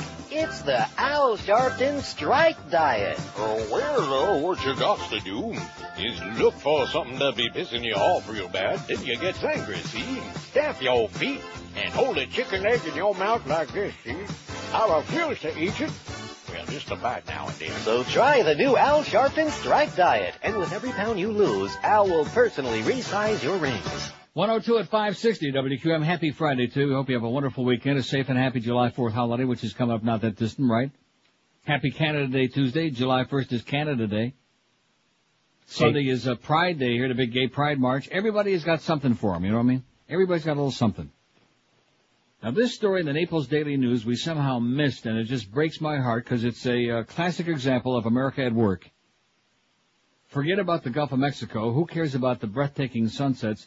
Never mind the romantic lure of the Naples Pier. Something sour has put Naples, Florida on the map. This is from June 21, which is like almost a week ago tomorrow. Media from all over the U.S. have swarmed to now famous Abigail Wardine, a brown-haired 6-year-old who just lost 2 front baby teeth. Naples police busted Abigail on June 13th for selling lemonade without a city permit. The story filtered through the news wires and quickly became a topic on CNN, MSNBC, and Fox fascist news networks, as well as the Today Show and Inside Edition. And it's got a picture of little Abigail, who looks suspiciously, by the way, very much like Sabrina looked when she was that age. Yeah. Seriously, she could have been her twin sister. Really cute. I didn't know you hung it out in Naples. Anyway, the mother gets around. It's got a picture of her on the phone answering questions from interviewers. It's really cute. Anyway, it says Rush Limbaugh is talking about it. More than 60 radio stations from across the country have called Abigail's mom, Casey Shaw. Last Friday, a week ago today, she talked with producers from The Late Show with David Letterman and The Tonight Show with the unctuous Jay Leno. I mean, this is a true story. It was only 9 days ago that Abigail was known to passers-by as the cute girl who sells plastic cups of lemonade for 50 cents in front of her old Naples house. Today she's known as the Naples Lemonade Gal, who has the whole country rooting for her in her ambitious little lemonade stand.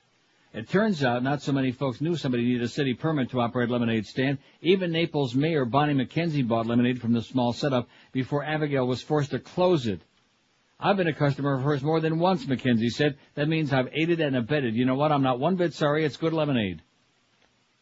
On June 13th, Naples police responded to a complaint from an anonymous neighbor who grumbled about the permitless lemonade stand on the corner of 6th Street and 11th Avenue South. Although the Naples police officer who answered the call was only doing his job, he felt so bad he bought a cup of lemonade. City officials shook their heads in shame, so they waived the permit fee, which was $35. After a temporary shutdown, the city allowed the business entrepreneur to reopen. Abigail will lug the white plastic table and 2 gallons of fresh lemonade to the edge of the driveway at last week at 613 11th Avenue South, where her table is usually crowded with construction workers, landscapers, and beachgoers with dry throats and sweaty clothes. Phone calls from media, strangers, and old friends have flooded the Shaw House, which the family might leave sometime soon to appear on national late-night talk shows in L.A. and New York. Oh, God! Is this incredible or what? It's credible. She was selling lemonade without a permit. Fry her ass. But this bitch in Texas, that's another story. So getting dressed. And what about Tim? What was he doing? Sitting there. Shantae Mallard. What's a mallard? Isn't a mallard a bird? A duck? Did you have anything? Yeah, when she ran a guy over, she forgot to yell, duck. A drink. And tell the jury what kind of drink you had. I had 1 drink of a gin and juice. She had 1 drink of gin. Say gin and juice? Is that gin and orange juice? Yes, sir. Was there any discussion? Well, let me ask you this. Did you smoke any marijuana at T's house? No, sir, I didn't. And was there any discussion at T's house about taking any other type of drugs? Yes, T had informed me that she had got an X-pill from Tim. Okay, now you're going to need to move this microphone around because it's hard to hear you. She had informed me that she had got an X-pill from Tim. An X-pill. Okay, now she told you she got an X-pill from... Is that ecstasy or X-lax? And... I just can't stand this bitch, you know? Yeah. I mean, for what is the reason that she's still walking around alive, you know? Due process. Due process of what? I say give her due process. Let's take her out in the back and pick her apart with our hands. I just can't stand that slut. Amen. Say it again. I just can't stand that slut. God. Runs the guy over, gets him impaled on her windshield. He's still alive. She puts it in the goddamn garage, closes the garage door, and goes in a very incoherent state, has sex with her boyfriend while this guy is yelling and begging for help and for her to call 911, which she doesn't do, and he dies on a windshield. And then they take the body and dump it out. Well, what would you do with it? Here's one from Jerry in Bonita Springs. Says, sorry, we West Coast people didn't get this story to you this week. I was busy, didn't catch all your show. A follow-up to the story that was in today's Fort Myers News Press. Oh, here it is. Thank you very much. Good timing. Thank you very much, Jerry. The 6-year-old Naples girl who became a national celebrity when the city shut down her lemonade stand got some FaceTime with David Letterman on The Late Show. What does that mean, FaceTime? I'm afraid to ask. One of those euphemisms. That means... I don't want to hear what it means. Appearance. Abigail Wardine got to start treatment before she appeared on the Letterman CBS talk show Tuesday night alongside Charlie's Angels Full Throttle star Lucy Liu and the band Nick Cave and the Bad Seeds. I know what you're thinking. I'm not. Yeah, you are. You're thinking something about Mo and something about... Rectum. I know what you're thinking, right? Absolutely. The city said she didn't have it. We know that. Blah, blah, blah, blah. In a yellow dress, purple flip-flops, pigtails, and dragonfly earrings, Abigail chatted with Letterman, telling him she had to close down her stand because of the crabby neighbor next door. Her mother watched on a monitor from the green room. Afterwards, she signed autographs, despite not having learned yet to sign her name in cursive, and got her picture taken on Broadway in front of Letterman's Ed Sullivan Theater. Hasn't learned to sign her name in cursive? How old is she? 6. Okay. Well, when do you learn to write? Like 3rd grade, 4th maybe. How old do you have to be before you start learning to write? About 30, man. In Naples. What are a little slow over there. 567-0560, pound 560 on the AT&T and Verizon line. Good news, Beaner Boy's on his way to get his car from the clutches of the Hialeah police. Oh! He's got his nice new laptop computer, so those bedtime stories will be on there bright and early tomorrow because he's got a big appearance. Oh! No, see, I think we ought to just start making stories up. Okay. Just to piss off these what is it the other producer's business, what Money. Carlos is doing, huh? It's money. Yeah. Well, maybe the sponsors want Carlos. Maybe because he's associated with his show. Did it ever dawn on them? Yeah, but it's still that's not the case. Look at all the appearances that you do. Quite a few. Right. Now, how many producers of the other shows go out and do appearances? Name me one. Name me one. I don't know. I think the Beast has pinch hit for Miguel. The Beast pinch that's hit all it for is. That's all. No, don't say that. See, you're making a bad mistake. Oh, I'm sorry. We're making stuff up. I forgot. Right. How many of those guys ever went out, producers? Does Zach do appearances? No. Robert Yes. Grieper? No. Oh, Robert Grieper, forget it. We'd be laughed off the radio dial. Who else? I mean, Dave Hagen's a good guy, but does he go out and do appearances? No. No. Not that I know. No. How about, what's his name that's on Mad Dog? With Dave Hagen? Curtis. No. Curtis is a good guy. Does he do appearances? No. He's probably pissed off. They're all pissed off. Well, you know what? Tough taters. 5, 6, 7. Oh, man. What a silly place.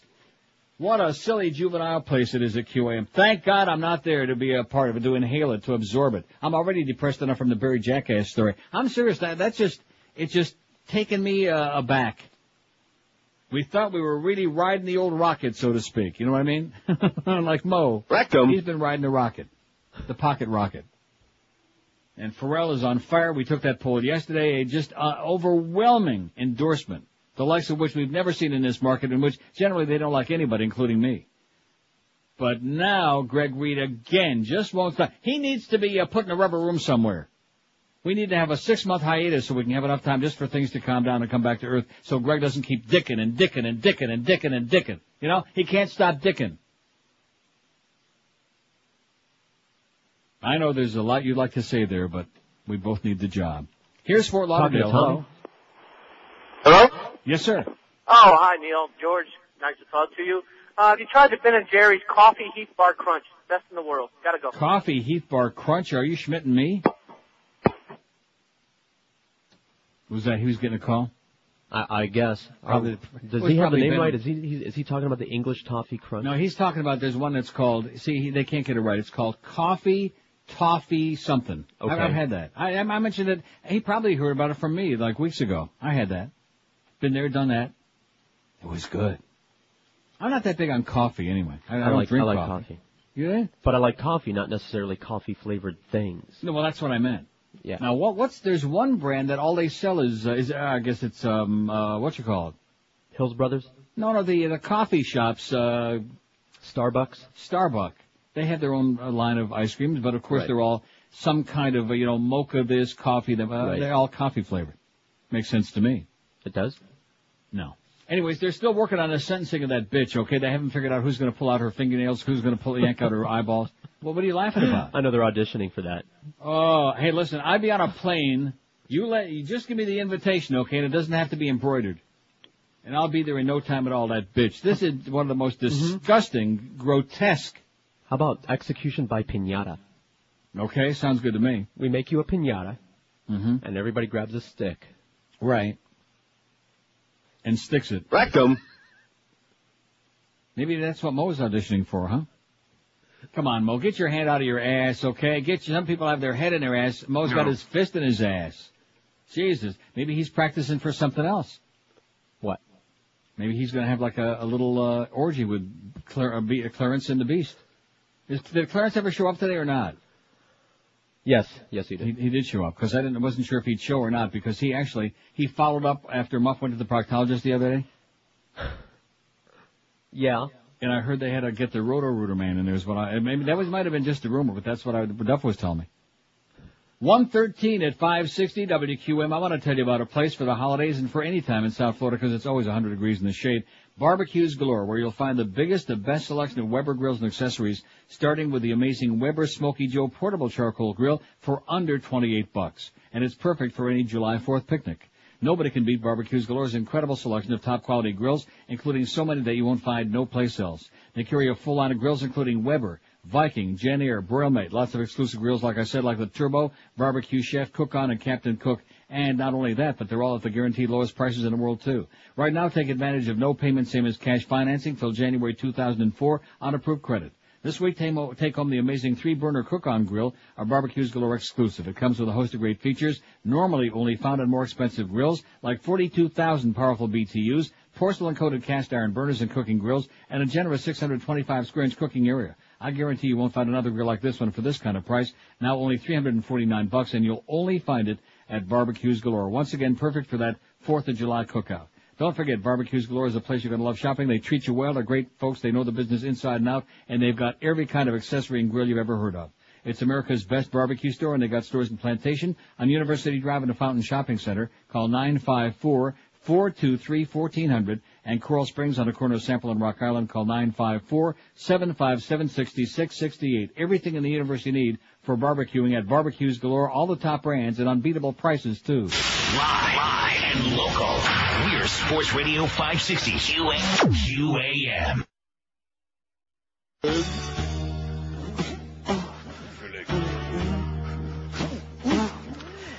I got into an accident in my new car. I asked the cops just who the hell they think they are.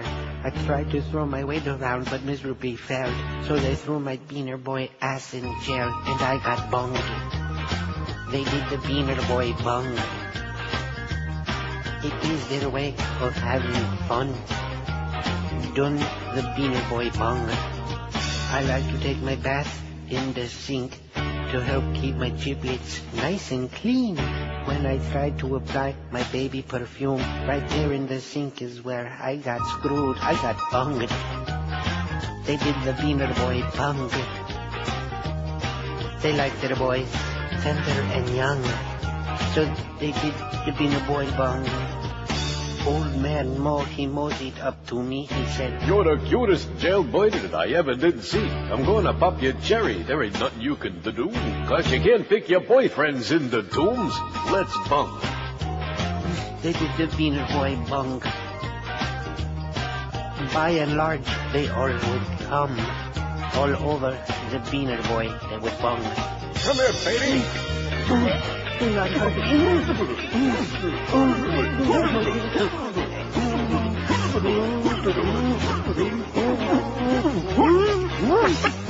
You can't pick your friends on the inside, Mo, but you can still pick your rectum. 119 at 560 WQM. Here's Michelle, who generally is a little more rational than this. What happened to you, Michelle? She must have seen the Barry Jackass column, too. Made her a little bit off for the weekend. She says, I think you should add Enrique Iglesias to that list. No way, Jose. He is pretty. Are you kidding me? It says the mole on his face and the addition of Anna Cornaholia stuck to his ass are a real turnoff. Well, even George would agree that he's got a pretty mouth. Real party. Also, she says the guy from, like I said, Michelle's a little bit off. The guy from Good Morning America, Matt Lauer, she said, I don't think I spelled it right. No, wrong spelling and wrong show. He's on the Today Show. But that haircut he has is a major turnoff. He's trying to cover up the fact he's going bald.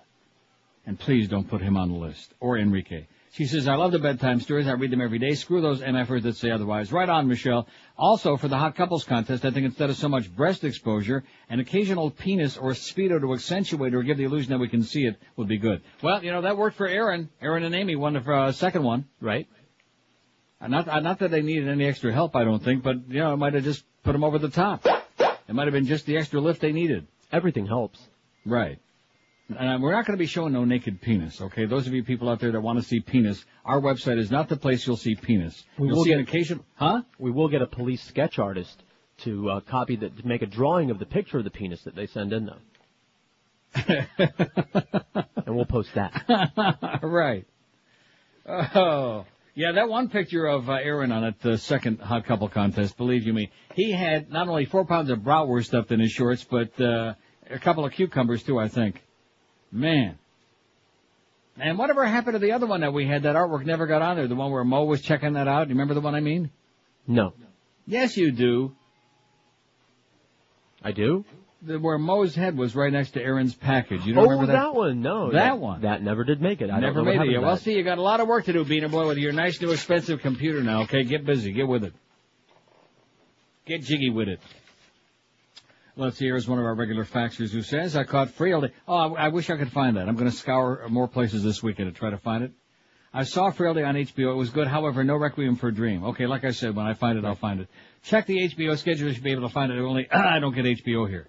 P.S. Mo is a demon. Well, when? Absolutely correct, sir. Here's another one. It says, here's another news item from today's news press. Don't think it's quite the national attention as Lemonade Girl, but somewhat amusing. Jerry in Bonita Springs, who's out of control now.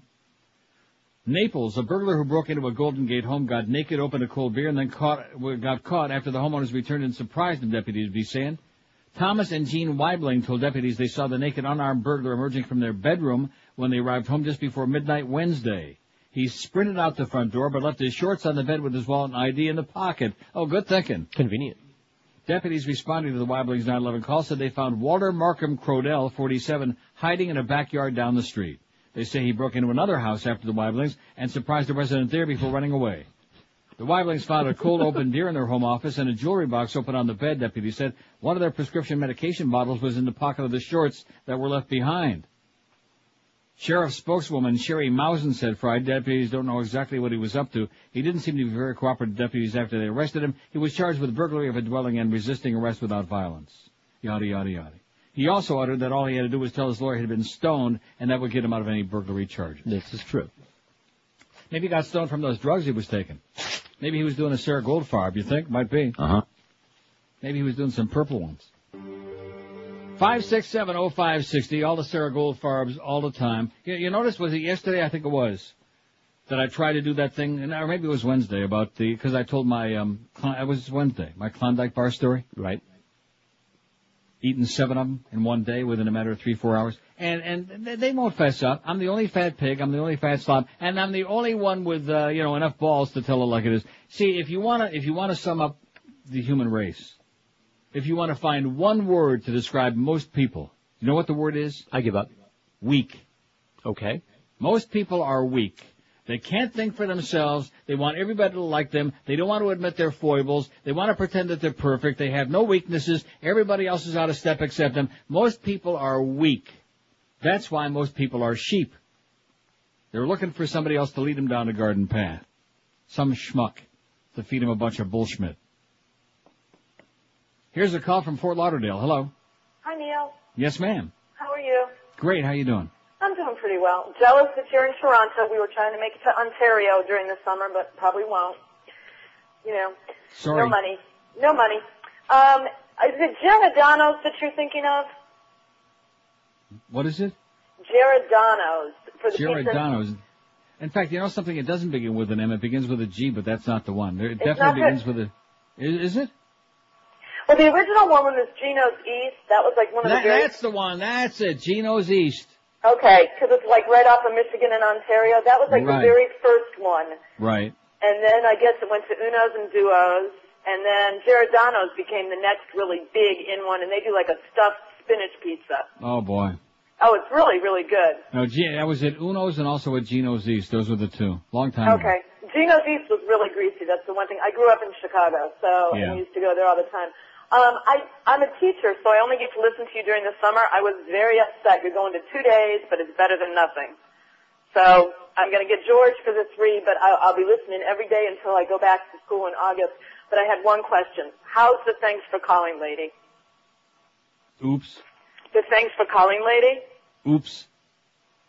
Oops what? You know what that means? Oops. She passed No. away. She passed away in the fall. Oh, did she? Yeah. Oh, I'm so sorry. I didn't know. Thanks for calling. Well, that's okay. You wouldn't know because you don't get to listen every day. But she, we had a call from, was it her nephew? Or a fax. I guess it was a fax from her nephew, and it went on. She was just terrific, but she's not with us no more. God, I feel like a part of my family has left. I mean, Exactly. that's it. Oh, she was such a nice lady. Okay. But at least we still have her on, her voice. Happy Purim. Enough with the puking. Don't take any bullshit from him. See your mother also. Thanks for calling. She was a sweetheart. She was great. She was. Well, you take care and have a great summer, Neil. You too. Thanks a lot. Thanks a lot. Bye. Bye. Boy, a nice lady, a school teacher. Let's hear it. Oh my God, that made my whole day. Been kind of a marginal day after that very jackass column threw us all for a loop. And then, of course, when the other producers found out that Boner Boy's got a whole bunch of appearances scheduled for the rest of the year at a very, very hefty fee, by the way. Yeah. Right. Right. Well, that's the way it goes. He's popular. The world likes him. He's associated with a very famous show. Oh, and yeah. the other guys out there, you're just going to have to, work up to it, okay? They're not just going to hand you a bunch of stuff. Our sales department isn't just going to come in there and say, oh, you're some kind of a flunky board op. Here you go. Here's a bunch of appearances and a bunch of money for you. They're not going to do that. No chance. 127 at 560 WQM. Hey, if you're dieting, if you're desperate to lose the weight, here's a store that you're going to love. Delights of West Boca. It's the #1 low-carb store in the entire state. With over 900 low-carb, sugar-free products, Delights of West Boca is introducing new ones every month, and this month no exception. Be sure and check out the new instant low-carb cup of soup. Just add water, microwave. It's a low-carb meal in a cup, 4 delicious flavors. Try the sinfully low-carb muffins for a quick breakfast. Your own individual size of cheesecakes waiting for you at Delights. Almond snack cakes, blondies, and 6 different flavors. The At Last brand chocolate crisp and chocolate mint bars, and the best news about these, not only they taste great, but they have no maltitol, so you won't waste half of your day on the pot. Also be sure to check out the Carbo Right Ready to Drink Chocolate and Vanilla Shakes, a low-carb meal in a can. Judy's low-carb peanut brittle with unbelievably great taste.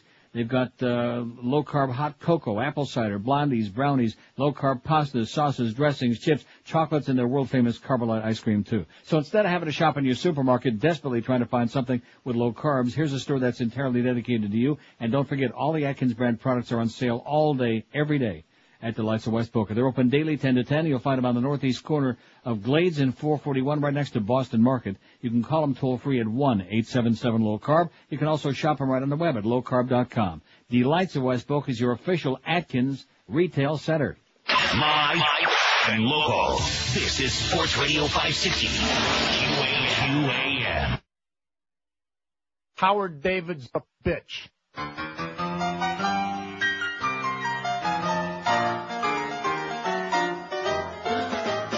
Let me tell you about one thing I know. Oh! And what I like about Sport Hole Radio.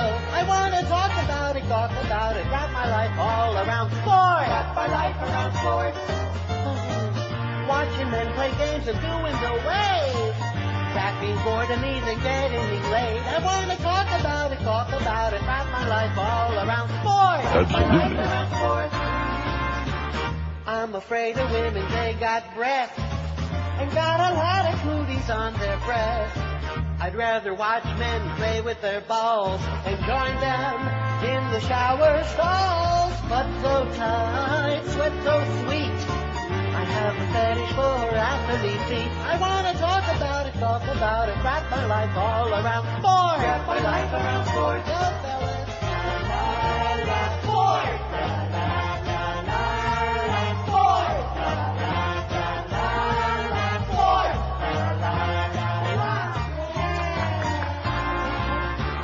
I'm afraid of women anyway. Never really sure what to say. But I can watch ESPN all night long, whacking off my tiny schlong. Oh, but so tight, wet so sweet. I have a fetish for athlete feet. I want to talk about it, wrap my life all around, wrap my life all around, wrap my life all around sport. Absolutely. Wrap my life around sport. 133 at 560 WQM. Happy Friday to you. How's that poll coming? Pretty lame. Which celebrity with a marginal face, what is it? Marginal or weak face is still hot? Get those glasses on, Neil. I'm about 100 yards away. Cameron Diaz, 97. Jackie Johnson, 71. Sarah Jessica Parker, 61. Jillian Barbary, well, I got it right, 58. I have no idea who that is. She's all over the place. Oh. Demi Moore, 50, Demi, 52. At least I know how to pronounce her name now. Can't stand that when they start changing the way you pronounce it. Demi. What does that mean, Demi? Demi. Half. No, I don't mean, what is it? James Woods, 15. That makes me want to barf, okay? James Woods. Oh, God. He's about as sexy as Mo's ass.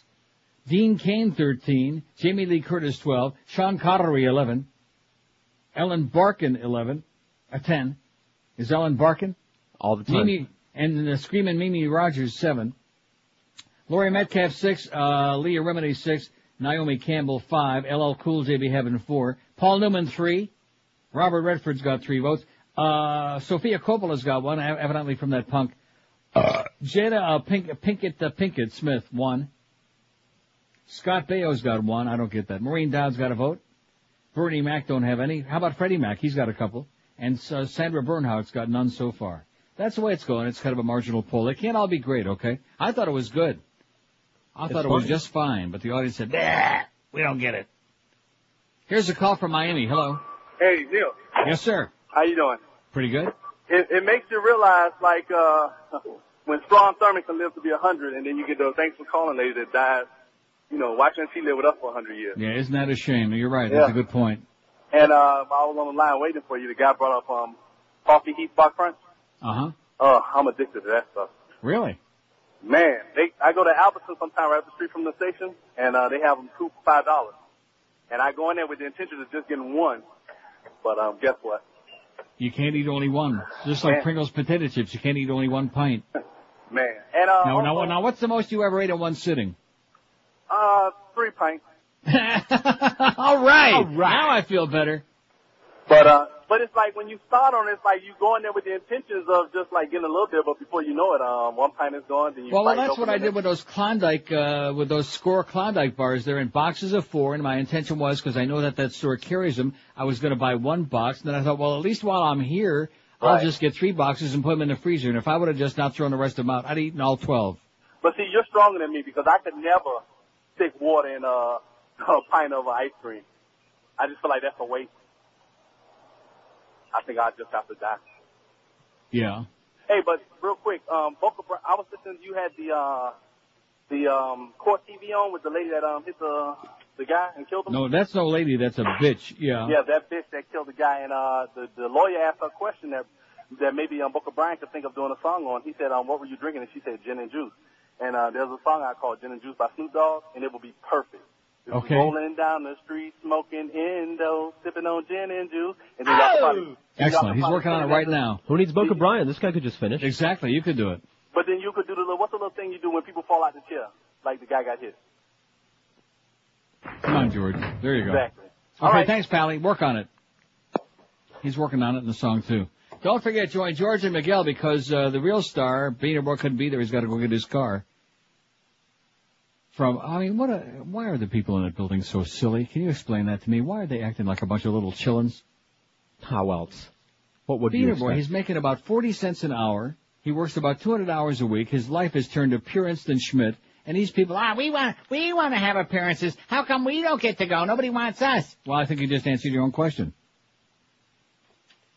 Join George and Miguel 3 to 5 this afternoon at Fort Lauderdale Harley on Federal Highway just south of Oakland Park Boulevard. Stop by to win our usual embarrassingly cheap QAM prizes and enjoy free food from Atlantic City Sub. And you can give your editorial comments to George and Miguel about the fact that Greg is trying to re-sign Mo Howard David for more abuse and punishment and psychosis at our once fine and respectable radio station. God, how embarrassing. Greg. Here's Miami. Hello. Miami. Hello? Yes, sir. How are you? Good. Listen, have you heard what happened yesterday about the Orlando judge who forced that retarded girl that was raped to have a baby? No. Yeah. It was actually all over the radio. But I think it's pretty ridiculous. I mean, the woman is extremely retarded. They say she has the mind of a 2-year-old. She's 22 years old. Mm-hmm. And she had been in foster homes or whatever, and she's been raped.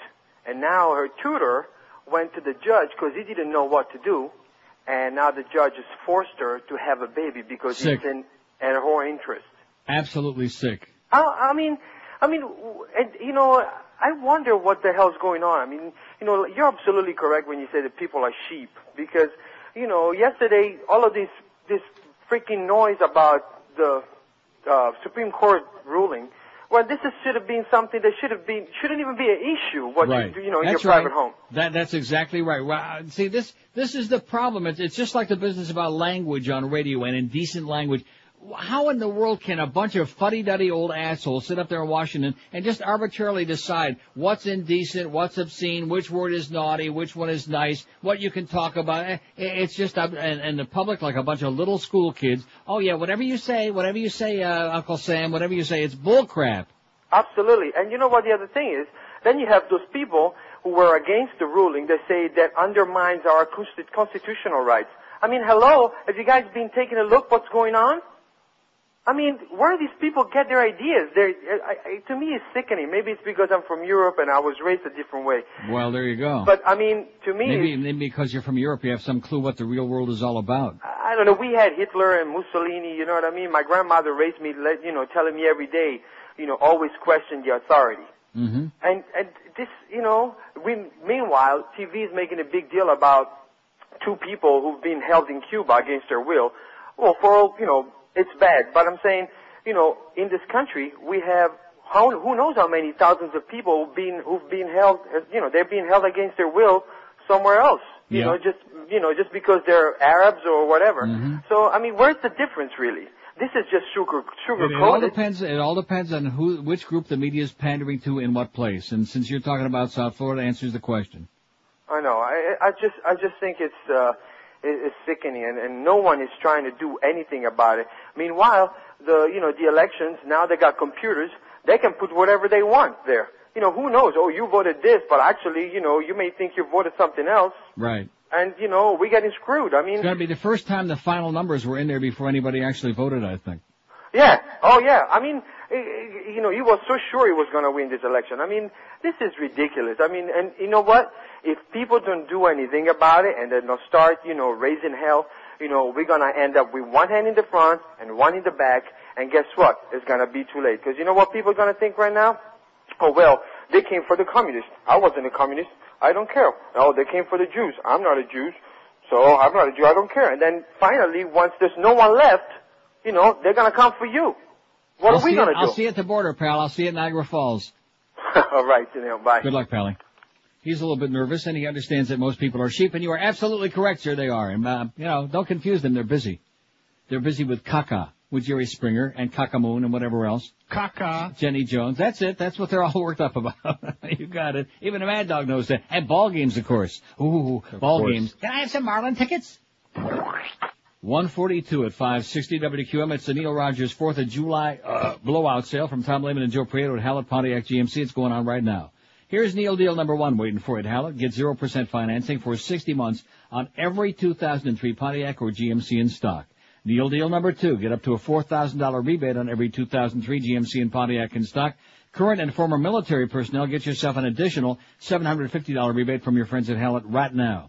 Neil Deal number 3. Lease the new 2004 Grand Prix GT1 for as low as $289 a month. It's a 36-month lease. Talk to the folks at Hallett for all the details. And Neil Deal number 4. Get an additional $500 off some of the most popular GMC models, including the Envoy, the Yukon, and Denali, now through the 4th of July weekend, plus a GMC toolkit while supplies last. And also at Hallett right now, you can test drive a vehicle for 24 hours. You can take it home, take it to work, take it on the Hershey Highway, wherever you like. Hallett Pontiac GMC, you love doing business there because they treat you right. No high pressure, no BS, just great deals and nice friendly folks. You'll find them at 13401 South Dixie Highway. That's US 1 across from the Falls, open every day, 7 days a week. If you want more info on those Neil deals, call the hotline toll free 1-888-534-4211. That's 1-888-534-4211. Don't forget, all Neil deals subject to credit approval. Talk to the folks at Hallett for details. Hallett Pontiac GMC. Everybody agrees they are professional grade. Live and local. This is Sports Radio 560. QAM. On mine. They're all right-wing Nazi Republican motherfuckers. Sanctimonious phonies who would turn in their own mothers. I'll bet you're gonna say that when a gun's at your back as they make you board that train. Right-wing Nazi Republican motherfuckers. Well, it just ain't enough. Just have rush, filling the airways with hatred. The radio is permeated with the likes of Dr. Laura, Bill Hendry, and Michael Reagan. They call it Clear Channel 'cause they're clearly out to make the message clear. Are you? The right-wing Nazi Republican motherfuckers. They're all right-wing Nazi Republican motherfuckers.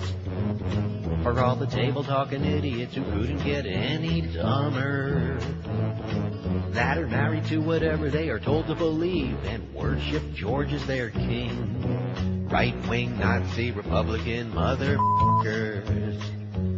Well, the Democrats who crap their pants like a child at a scary movie have Terry McCullough who should go home and shut up 'cause he don't have a clue what he's doing. The Democrats have a death wish when it comes to deciding who they will run, and you can color them done.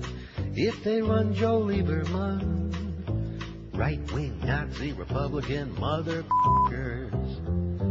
They're all right-wing Nazi Republican motherfuckers. Absolutely. Who get indignant if it isn't them that's getting a juicy Hummer. Just remember what I said when a gun's in your back if they make you board that train. Right-wing Nazi Republican motherfuckers. They're all right-wing Nazi Republican motherfuckers. Malicious. For all the table-talking idiots who couldn't 149, they sure are very malicious. It's 11 till 2. Now, this thing that you faxed me that our good friend John Jarris brought in, I'd be more than delighted to promote it, and I'll read it, but you'll notice that it really doesn't make any sense. It's he kind of scribbled it together because the flyer is not faxable. Well, it's about All My Children, Sexiest Man in America contest. Right. And it says Power 96, and I'm sure that Freaky Carlos out front, no relation to our Carlos, thank God, Freaky Carlos had much to do with this because he's an All My Children, Susan Lucci groupie, suck-up. Yeah. Power 96 is hosting, it begins 6 to 11 p.m., Carlos and Carolyn, that's Freaky Carlos, I don't want the board ops to get nervous, Freaky Carlos and Carolyn hosting, looking for a few good men for a role in All My Children. The only problem is it doesn't say where this is taking place. I got that here. Contest registration 6 to 9 p.m., stage competition 9 to 11 p.m. This is tonight? Tonight at the Cafe Iguana in Pembroke Pines, 8353 Pines Boulevard in Pembroke Pines. Thank you. Okay, there you go, John Jarris. Anything for you, although Freaky Carlos, stay away from us, okay? Stay away from us. Well, a lot of people might want to know why we call him that. Now here's your chance. Yeah, go take a puke at it. And Carolyn will be there, too. I bet you she'll have some wild Mo stories. 5670560, pound 560 on the AT&T and Verizon wireless line. Here's a mobile in somewhere. Hello. I-95. Like I said, here's Kendall. Hello. Hello, Neil. Yes. Hey, Neil, you say you don't know who Jillian Barbieri is? No, I have no idea who that is. Well, about 8 or 9 years ago, she used to do the weather for Channel 7. Her name was Jillian Worry back then. Oh, yeah. You remember? She was a lot more conservative now. Now she's nothing but a loudmouth slut in Hollywood, you know? Okay. You know? Well, there you go, just like Ricky Ticky Sanchez, man. She's the same like Nancy O'Dell. She works on Access Hollywood. Her name used to be Nancy Humphreys on Channel 6. You remember her? And before that, she used to be Ed O'Dell. Yeah. Well, I think maybe related, you know? But her and Sean Robinson and Josel Fernandez, they all want to be one. Now, let me ask you a question, because I'm looking at the result of the poll, and Cameron Diaz is winning. I don't see anything wrong with Cameron Diaz's face. But you know, she's got like a little girl's face. I don't know. She just she doesn't do it for me, you know. She's okay, but that's much better. There's better fish in the sea. Yeah, I think so.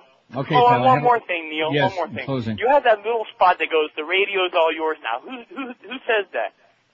What does it say? The radio's all yours now. Yeah, the radio's all yours now. When you go into your breaks. What did you say, George? Speak out, Tommy. Go ahead. Brian Cooney. I can't stand. Can you please take that off? Please don't put it on no more. No. The radio is all yours now? I never heard that. The radio's all yours now. That's when you come into your breaks, you know? It's one of our liners, Neil. It is? Yeah. Yeah, and it's so annoying. Actually, I think I took it off you the just air like spoiled a month my whole ago. weekend. I never heard that before. I somehow tuned it out, and now I'll have to be listening for it. Spoil my... Yeah, Thanks a lot, listen pal. to it. See how annoying it is after 10,000 times. Okay, thanks. Okay? Now, what's Tommy babbling about? Tommy's in there. It's almost 2 o'clock. He wanted to catch George before he left to make sure he had an ample supply of goods for the weekend. There you go.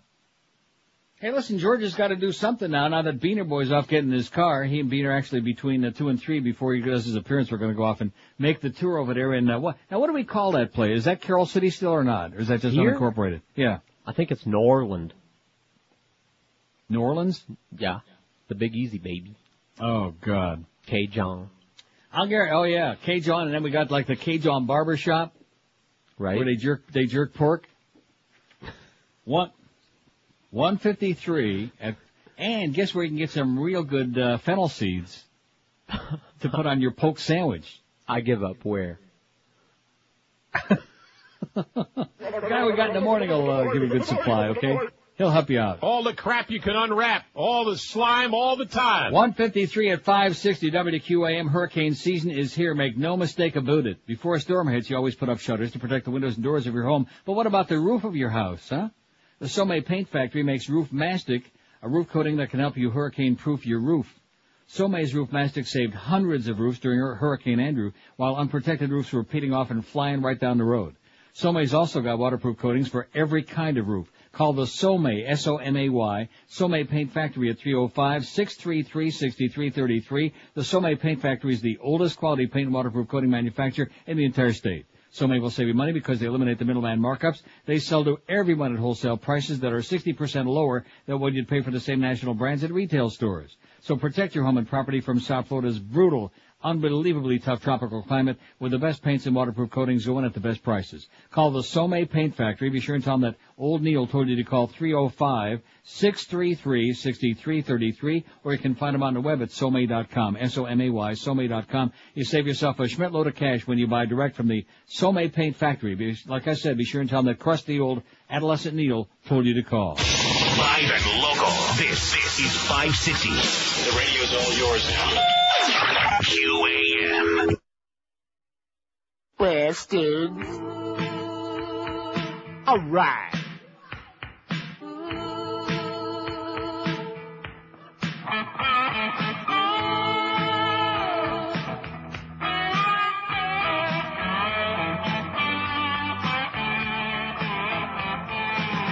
People are watching, women are staring, they're green with envy. But I'm not sharing, some say he's brainless, not much fun talking, not much to look at, but I ain't looking, he smells just a little too much, his eyes are a little too close, his nose is just a little too long, but while they're groaning, I will be moaning, darling, he's got a really big trouser trout. Absolutely. The girls would scream if he let it out. He's got a really big trouser trout. I'm fishing for love. He's got a really big trouser trout. That boy can make me just twist and shout. He's got a really big trouser trout. I'm fishing for love.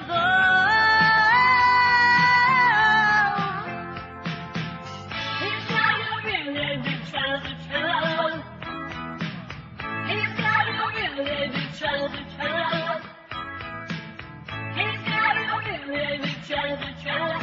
Fishing for love. All the crap you can unwrap. All the slime all the time. All the crap you can unwrap. All the slime all the time. Bye, bye, bye. The Neil Rogers Show on 560 WQAM, Miami, Fort Lauderdale. Malicious.